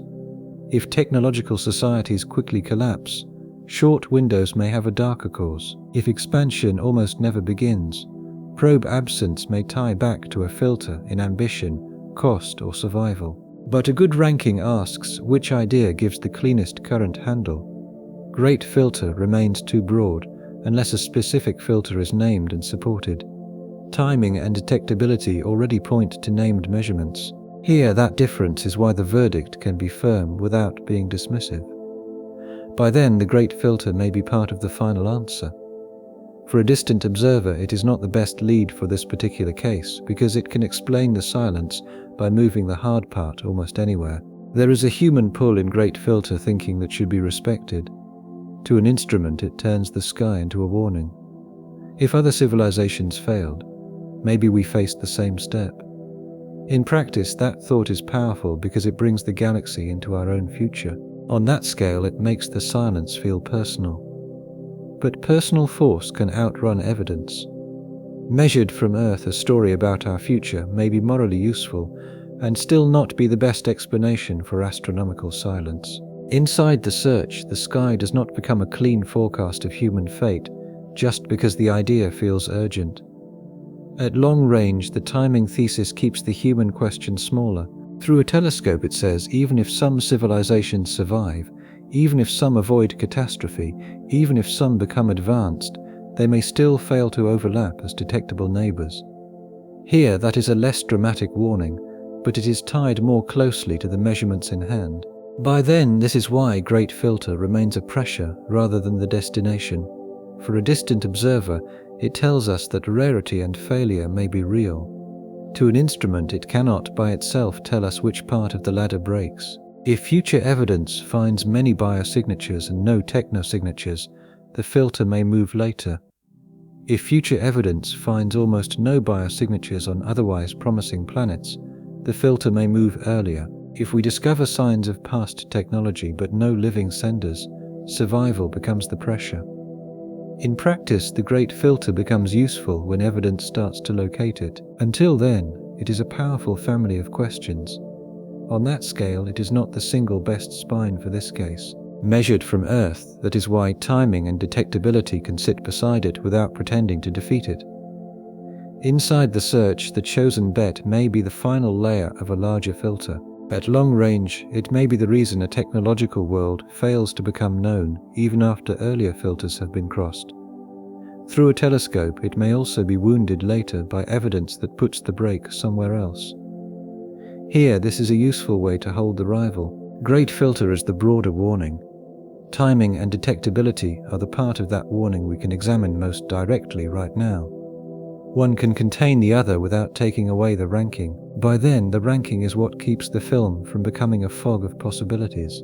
Great Filter stays in the room, but timing gets the chair closest to the evidence. If later data points to a specific broken step, the ranking can change. For now, the clearest handle is still the detectability window. For a distant observer, that window also makes the Great Filter less tidy. To an instrument, a civilization could pass many hard steps and still leave almost nothing for us. In that case, the filter is not a single missing rung. In practice, it is the narrowness of the final evidence crossing. On that scale, the ladder may have been climbed, and the sign may still fail to reach another world. Measured from Earth, that possibility is why the Great Filter cannot simply absorb the whole case.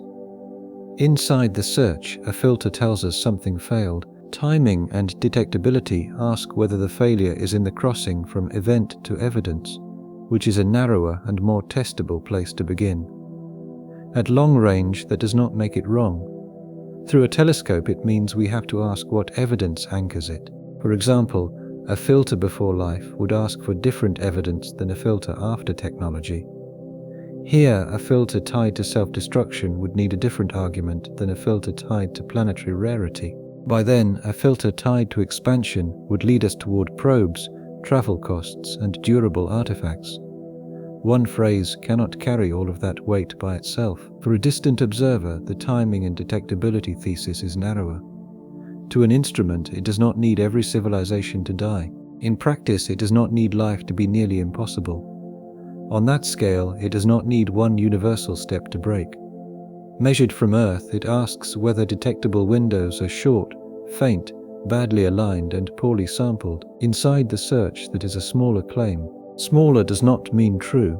At long range, it means easier to test and easier to discipline. There is also a tone problem with Great Filter stories. They often slide toward human doom. Through a telescope, the silence becomes a mirror for our future. Here, that can be meaningful, but it can also pull the documentary away from the evidence and into a sermon. GNS should resist that drift. By then, the question is not whether humanity should feel afraid. For a distant observer, the question is what the sky can and cannot tell us. So Great Filter remains in the case, but not as the lead. To an instrument, it may explain some silence. In practice, it may even be the final answer in a form we do not yet understand. But as a current bet for this topic, it carries too many possible meanings at once. Timing explains the quiet, with fewer dramatic commitments. On that scale, it lets civilizations exist without assuming they become visible forever. Measured from Earth, it lets searches matter. Inside the search, it lets future data wound the idea. At long range, that makes it a better working answer. Still, a more seductive rival remains. Dark forest turns the silence into intent. Through a telescope, it gives the quiet sky a motive. Here, that is why it spreads so well, and why it needs careful handling. A forest is silent when every creature has a reason to hide. That image is easy to carry into space. If civilizations are dangerous, perhaps everyone stays quiet. If speaking reveals a location, perhaps silence is survival. The sky is not empty, it is cautious. Here, that is the pull of dark forest thinking. By then it gives the great silence a single motive. For a distant observer, it turns absence into strategy. To an instrument, it makes the quiet feel active rather than accidental. In practice, the research pack shows why this idea has demand. Large channels have drawn millions of views from dark forest framing. On that scale, the idea is emotionally efficient. Measured from Earth, it needs little machinery. One hostile logic can explain why nobody speaks, why nobody answers, and why the safest civilization would remain unseen. But evidence and appeal are different things. Dark forest is strongest as a story model. Inside the search, it is weaker as a measured astronomy claim. We do not have evidence that civilizations exist and hide. We do not have evidence that all advanced societies share the same fear logic. We do not have evidence that predation across interstellar distance is common, practical, or inevitable. At long range, the idea also assumes that civilizations understand the same risk in the same way. Through a telescope, that is a large assumption. One society might fear exposure, another might transmit for religious, scientific, political, or accidental reasons. Another might be quiet because it has no reason to speak. Another might be loud in a method we do not search. Silence alone cannot tell those cases apart. Dark forest thinking also asks for a specific kind of coordination by consequence.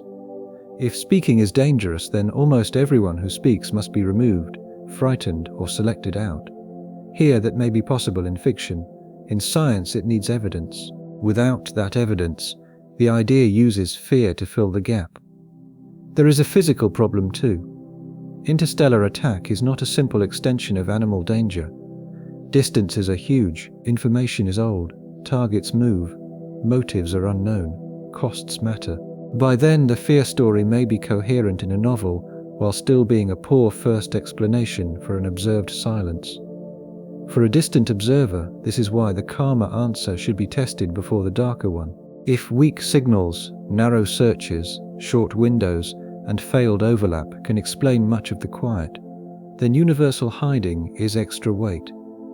To an instrument, a good theory should not carry extra weight unless the evidence asks for it. Still, dark forest should not be mocked. Its popularity comes from a real intuition. Broadcasting into an unknown universe feels exposed. In practice, that intuition has enough force to deserve a place in the comparison. On that scale, it just does not deserve the lead. Measured from Earth, the better use of dark forest is diagnostic. Inside the search, it asks what kind of silence would point toward concealment. Would we expect signs of deliberate avoidance? Would we expect civilizations to suppress leakage perfectly? Would we expect probes to be absent because everyone fears being noticed? Those are hard claims. At long range, the current evidence does not demand them. Through a telescope, it leaves room for fear as a possibility, but distance and timing arrive first. They are already known parts of the problem. Fear is an added motive, here that ordering matters. If we reach for motive too early, we turn the universe into a character before we have finished measuring the scene. By then, a calm science answer should resist that. For a distant observer, it should let physical limits do all the work they can before adding intention. There is also a practical reason to demote dark forest. To an instrument, it does not guide observation as cleanly. If everyone hides perfectly, what should a telescope look for? Accidental leakage? Failed concealment? Dead civilizations that spoke once? In practice, the idea quickly becomes difficult to test unless it is attached to a specific, observable prediction. Timing and detectability guide observation more directly. Look longer, search more methods, model signal strength, test for waste heat, compare Earth's own visibility, measure silence in ways that make some explanations less likely. On that scale, that is a better fit for evidence-led science. Measured from Earth, the dark forest may remain a cultural shadow over the case. But shadows are not measurements. Inside the search, the sky can be dark for reasons that have nothing to do with fear. Dark forest still helps by reminding us not to treat benevolent communication as a default. At long range, a civilization may not want contact.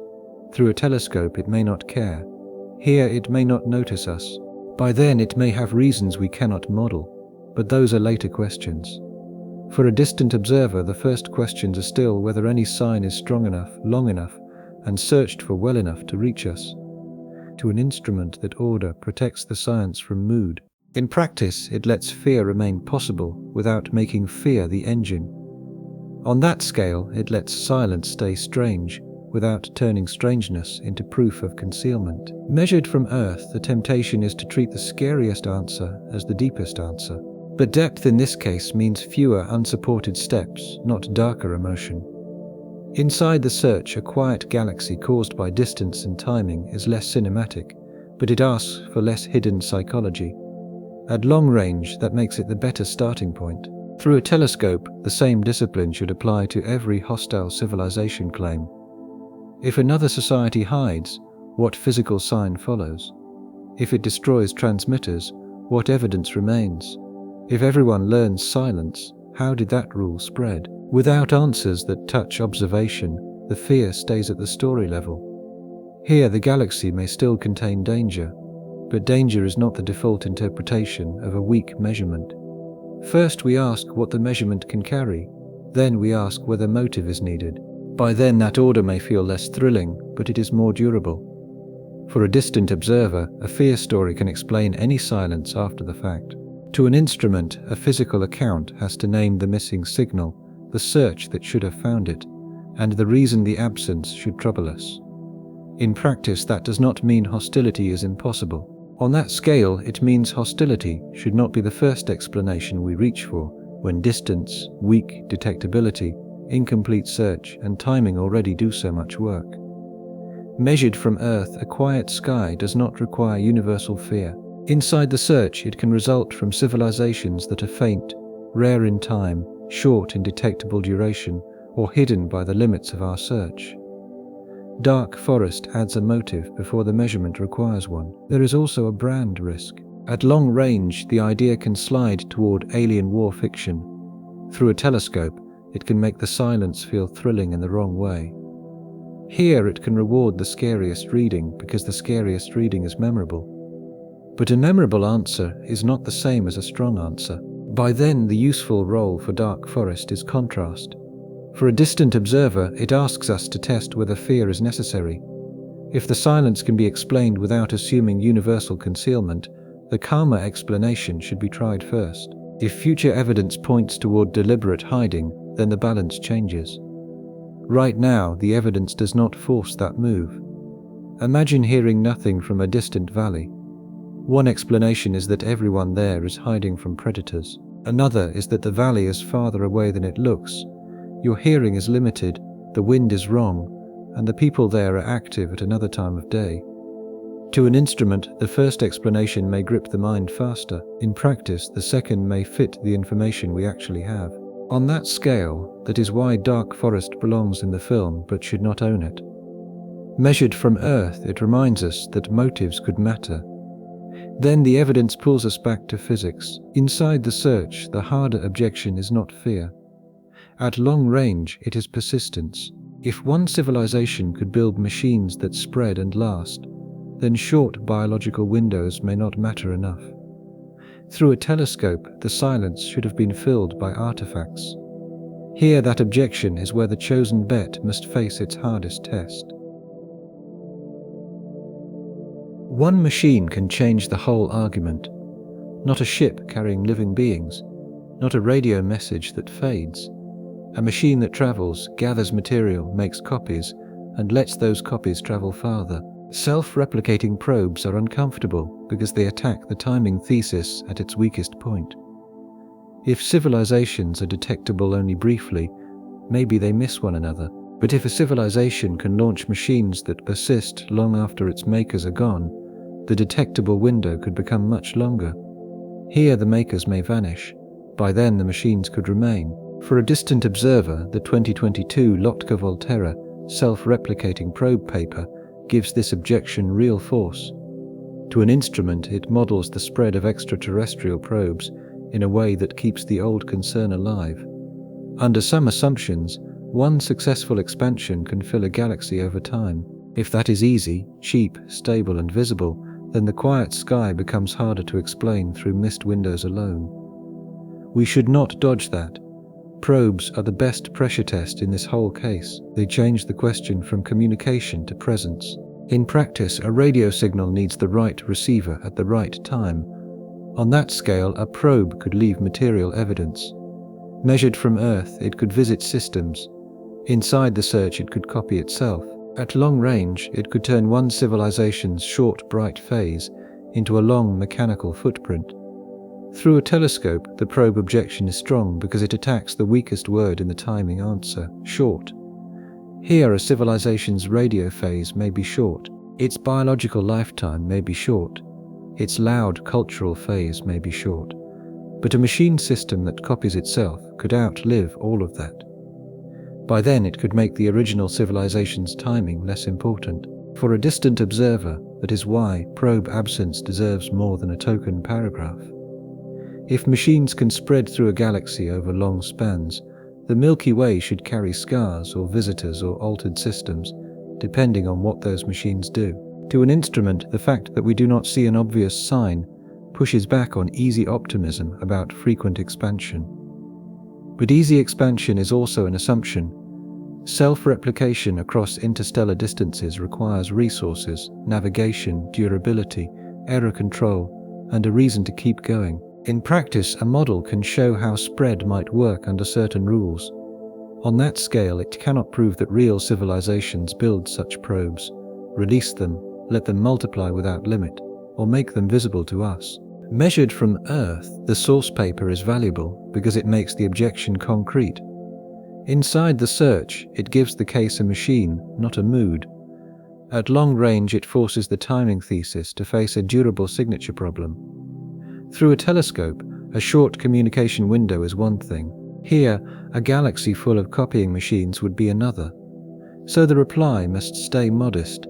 We can say probe absence may mean expansion is rare, difficult, unattractive, unstable, deliberately limited, or hard to detect. We cannot choose one reply as if the evidence has already done that work. There is also a difference between spreading and being seen.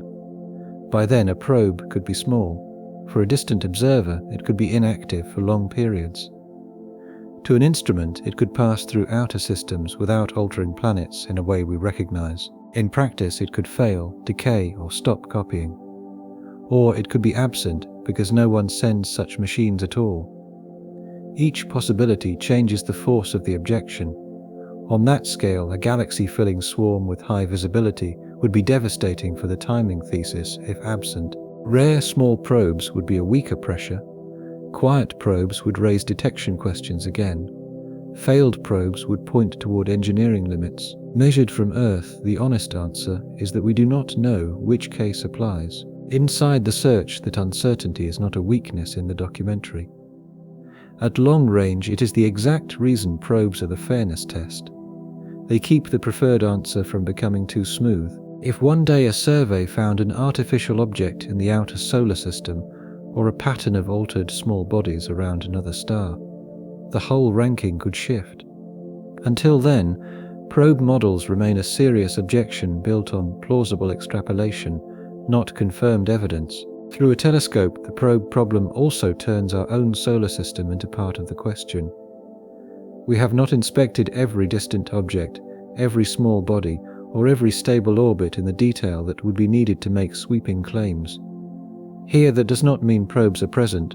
By then it means absence of obvious probes is not the same as a completed inventory of all possible artifacts.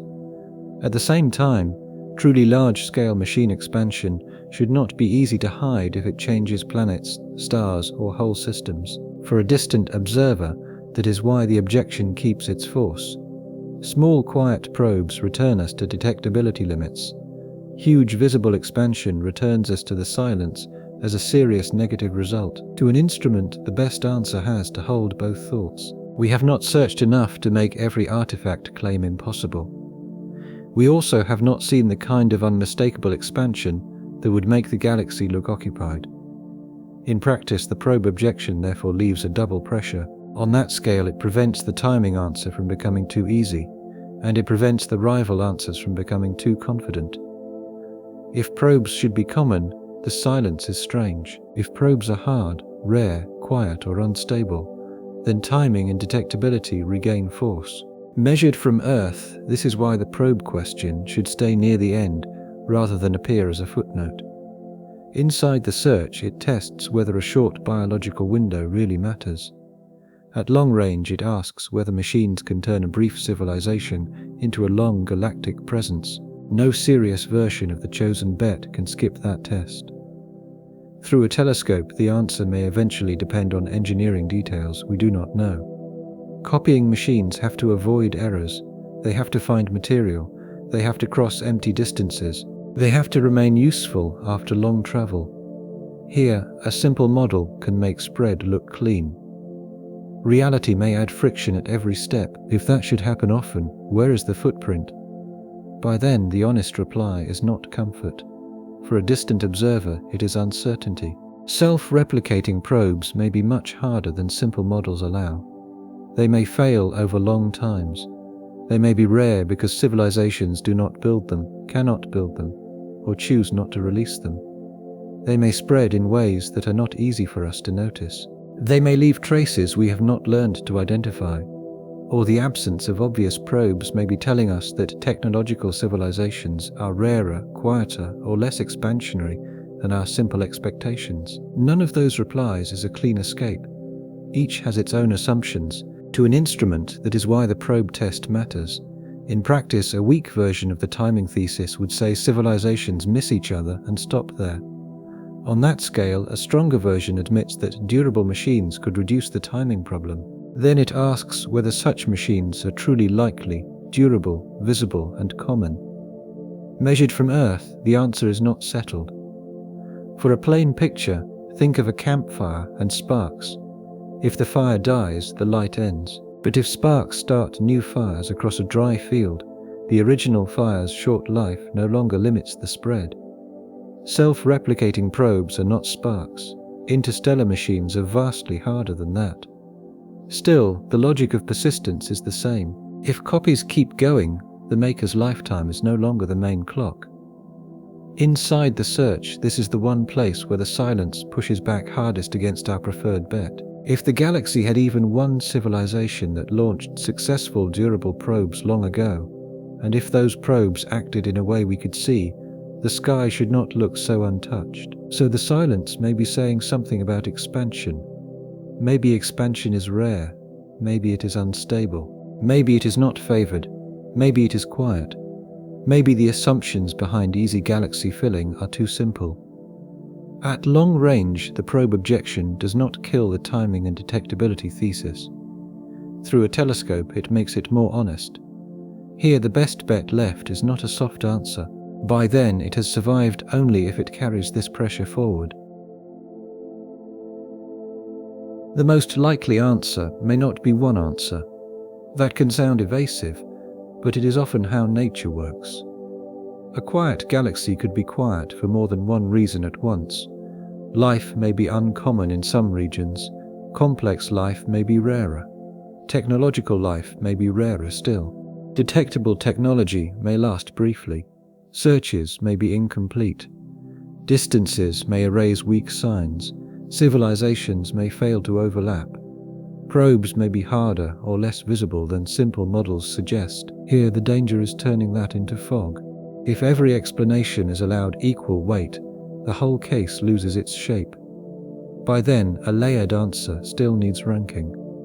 For a distant observer, the research QA note made this point cleanly. To an instrument, the job is comparative elimination, not solved truth. In practice, the timing and detectability thesis wins, because it explains a large part of the silence with evidence-linked constraints. On that scale, it does not require the most dramatic motive. Measured from Earth, it does not require one universal catastrophe. Inside the search, it gives future searches something to test, at long range that makes it stronger than a shrug.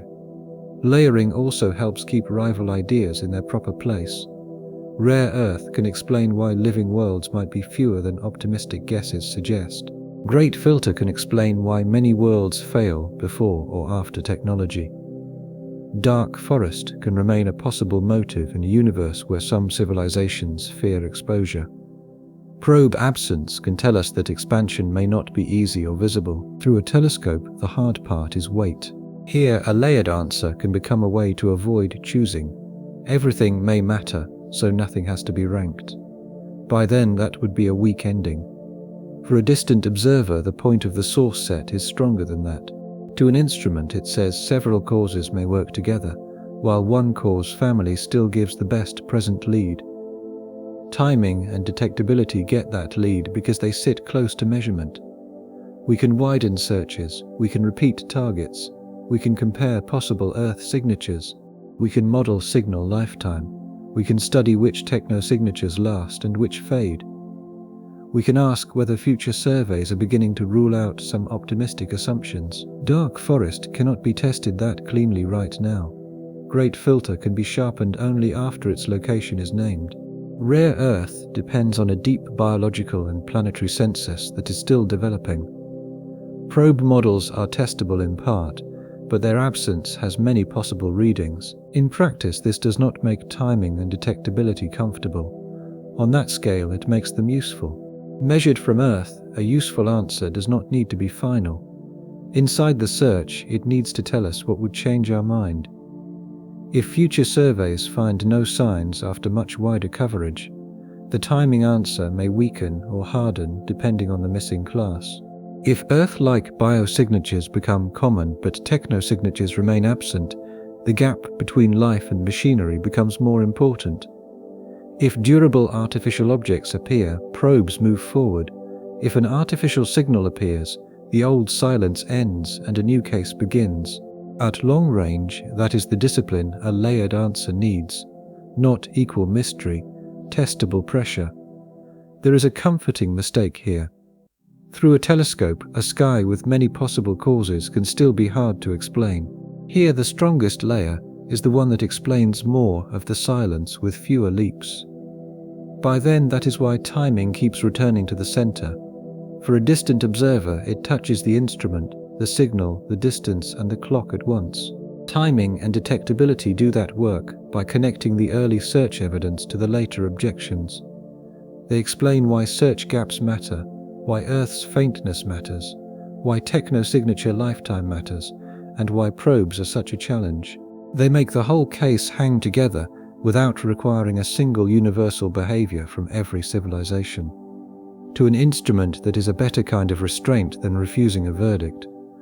Refusing a verdict can sound honest while leaving the listener with nothing. Ranking the bets gives the silence a shape while keeping the uncertainty visible. In practice, the ranking also explains why the final answer does not collapse into a bland, many factors sentence. Timing and detectability give the layers one shared test. Can evidence survive the crossing from one history to another? When one idea organizes that much of the evidence without demanding a fear story, it deserves the lead, not the crown forever. On that scale, the lead for now. Measured from Earth, that is the tone the ending needs, clear but not sealed, strong but not inflated. Inside the search, the sky is not solved. At long range, the best bet has been chosen. Through a telescope, this is also why the answer can be satisfying without being final. Here, a final answer would close the case. By then, a strong bet tells us where to look next. For a distant observer, it leaves the dish turning. To an instrument, the layers are not a retreat from clarity. They are the reason clarity has to be earned. We can say the silence has many possible causes, and still say one cause, family, is doing the most work right now. In practice, a weak layered answer says everything matters, and then stops.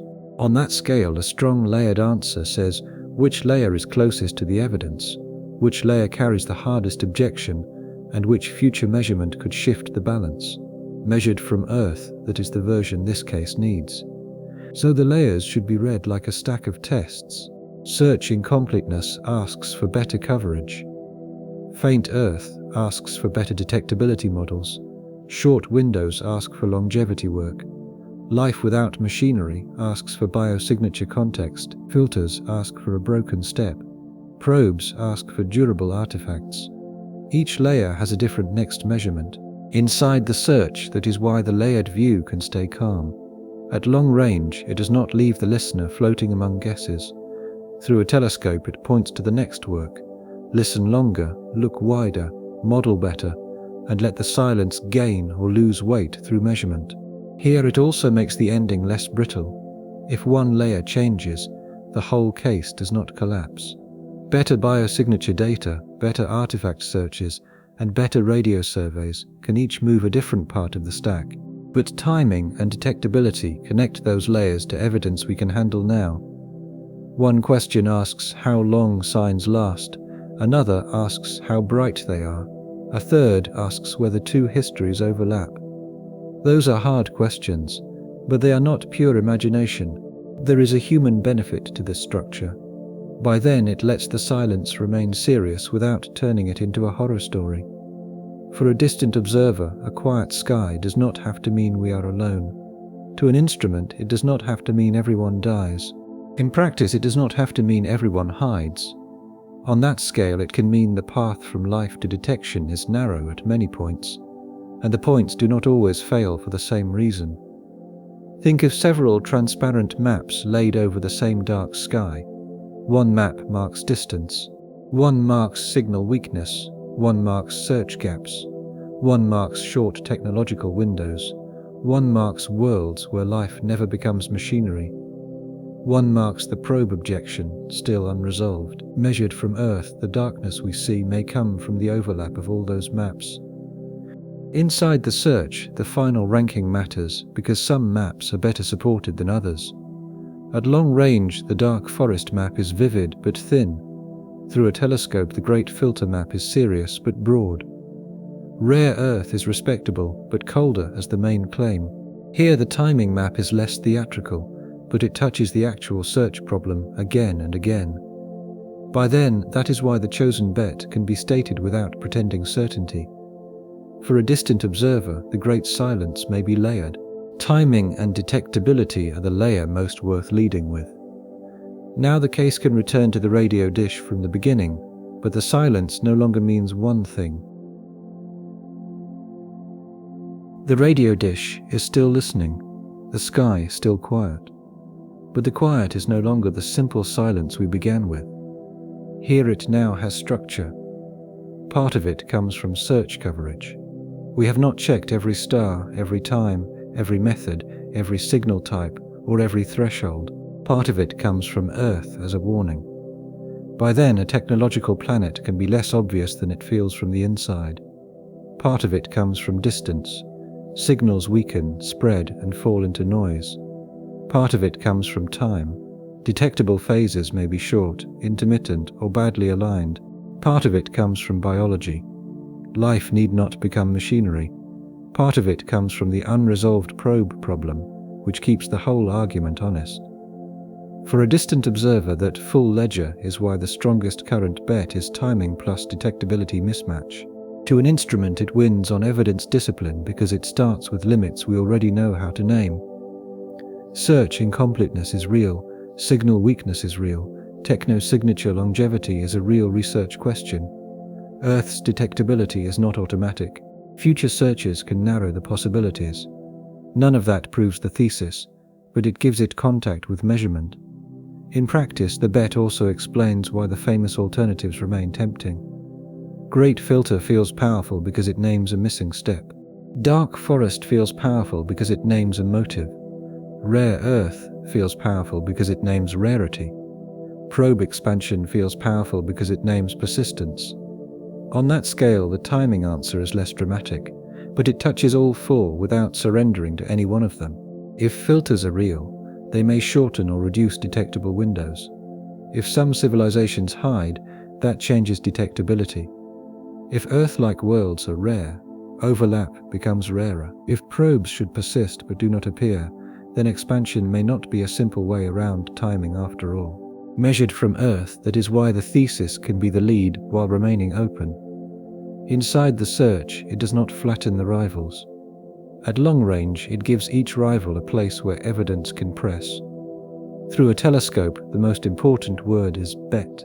Here a bet is not a declaration that the universe must be one way. By then, it is a ranked choice under uncertainty. For a distant observer, it says this is where the evidence, the gaps, and the proof standard currently point. Right now, they point toward a universe where being real is much easier than being noticed. They point towards signs that are weak, brief, or badly aligned.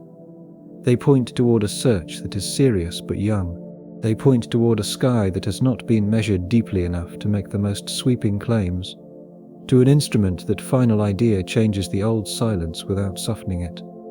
In practice, the absence of contact is still real. On that scale, it still deserves attention, but the absence no longer has to carry the weight of every alien theory ever invented. Measured from Earth, it can be read through a narrower claim. Detectable overlap may be rare. Inside the search, the claim is strong enough to answer the title pressure. Which Fermi Paradox variant should be chosen? At long range, the one that treats the great silence as a timing and detectability problem first, then lets the rivals test it. Through a telescope, it is also strong enough to keep future evidence in view. If better searchers begin finding technosignatures, the silence changes.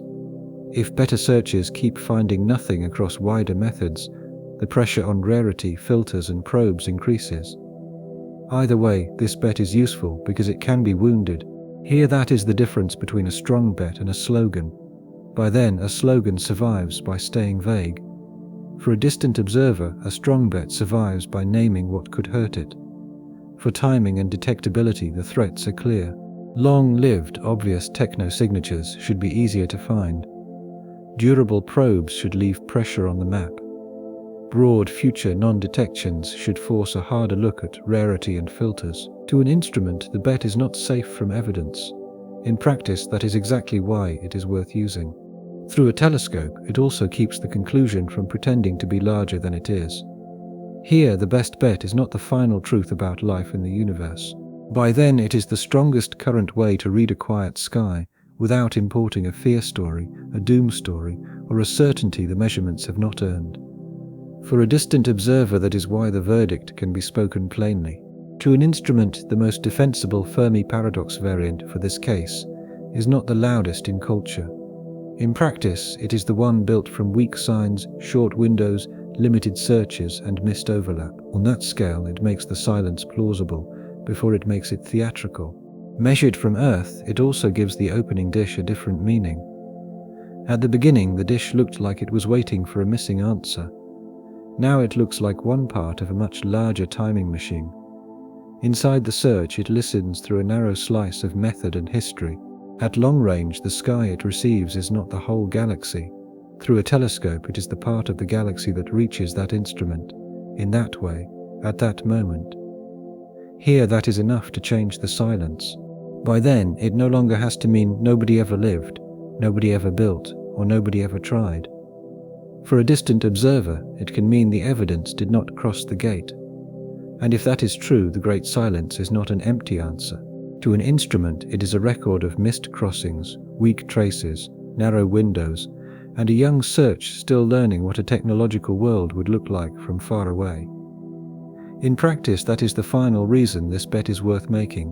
On that scale, it preserves the mystery while removing the cheap parts.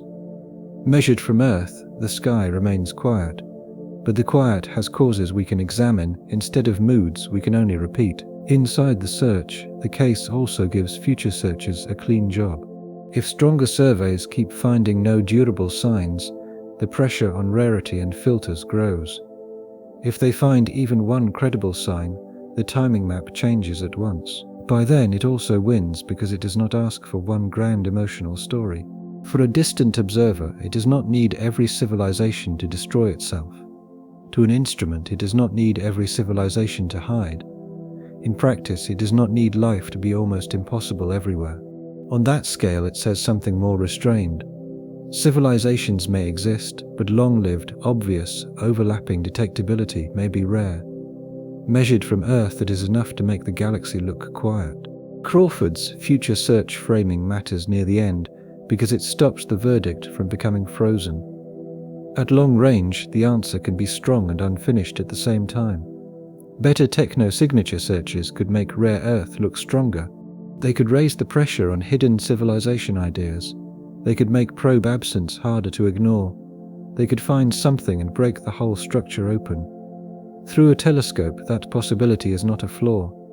Here it is what makes the answer honest. So the final position is clear. By then, the Fermi Paradox variant worth betting on is not the scariest one, not the most famous one, and not the one with the cleanest slogan. For a distant observer, it is the one that treats silence as a product of weak evidence crossing deep distance for too little time. To an instrument, the universe may be quiet because many things have to go right before one civilization becomes visible to another. Life has to arise. Technology has to appear. In practice, a sign has to be produced. On that scale, the sign has to last. Measured from Earth, it has to cross the distance. Inside the search, the other side has to look with the right method. At long range, the clocks have to overlap, through a telescope that is a narrow gate. If the gate rarely opens, the sky can stay silent without one final cosmic tragedy. Return to the dish in the dark. It is still receiving the sky one piece at a time. Nothing about it looks like a final judgment. It is an instrument, not an oracle. That is the cleanest way to leave the great silence. The strongest current bet is timing and detectability mismatch, not because it solves the Fermi paradox forever, and not because the other answers are weak enough to ignore. It wins because it begins with the limits already in front of us. Searches are incomplete. Civilizations, if they exist, may be faint. A planet like Earth is not automatically obvious from another star. Signals thin out with distance. Detectable windows may be short compared with galactic time. Civilizations can miss one another by being born in different eras, speaking through different methods, or leaving signs that never reach the right instrument. That explanation is serious without becoming melodrama. It does not need a galaxy full of hunters. It does not need one universal extinction step. It does not need to claim that life is absent. It says that existence is easier than contact, and contact is easier than detection only in stories. The probe objection remains. Great filter questions remain. Rare Earth remains. Dark forest remains as a warning about motive, not as the first answer. A good verdict leaves those pressures visible. But the quiet window answer has the best discipline right now. It lets future searches test it. If technosignature surveys grow deeper and still find nothing, the weight shifts. If a candidate signal appears, the whole map changes. If evidence of durable expansion appears, the probe question moves to the center. For now, the sky is an unfinished measurement problem. That does not make it smaller, it makes it sharper. The silence above us may be what happens when light, time, weak signals, short histories and incomplete searches all pass through the same narrow gate. We may not be early enough. We may not be late enough. We may simply be listening from one brief moment, with one young set of instruments, inside a galaxy whose other bright moments do not line up with ours. That image is colder than the old riddle, but it is also kinder to the evidence. It does not ask the sky to answer more than we have measured. It does not turn fear into proof. It does not turn uncertainty into emptiness.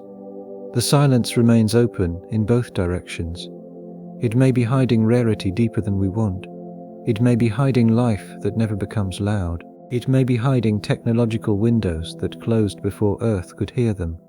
It may be hiding a future discovery that will make our present caution look small. The next honest step is patience with sharper tools, more targets, more repeated observations, better sensitivity, cleaner ways to separate natural signals from artificial ones. better models of how long signs last and how far they travel. The great silence may one day break. It may also deepen. Either result would matter. For now, the best answer is the one that keeps the measurement open while admitting why the quiet can already make sense. So we leave the sky unresolved, but not shapeless. The strongest bet is a narrow gate, not a final wall. It asks us to keep listening without pretending that silence has already spoken its last word. That may be the most useful kind of answer for now. It gives the silence weight without turning it into certainty. It lets the mystery remain scientific, which means it can still change. The next measurement may widen the silence, or it may break it. Until then, the honest work is to keep measuring. That is enough for now.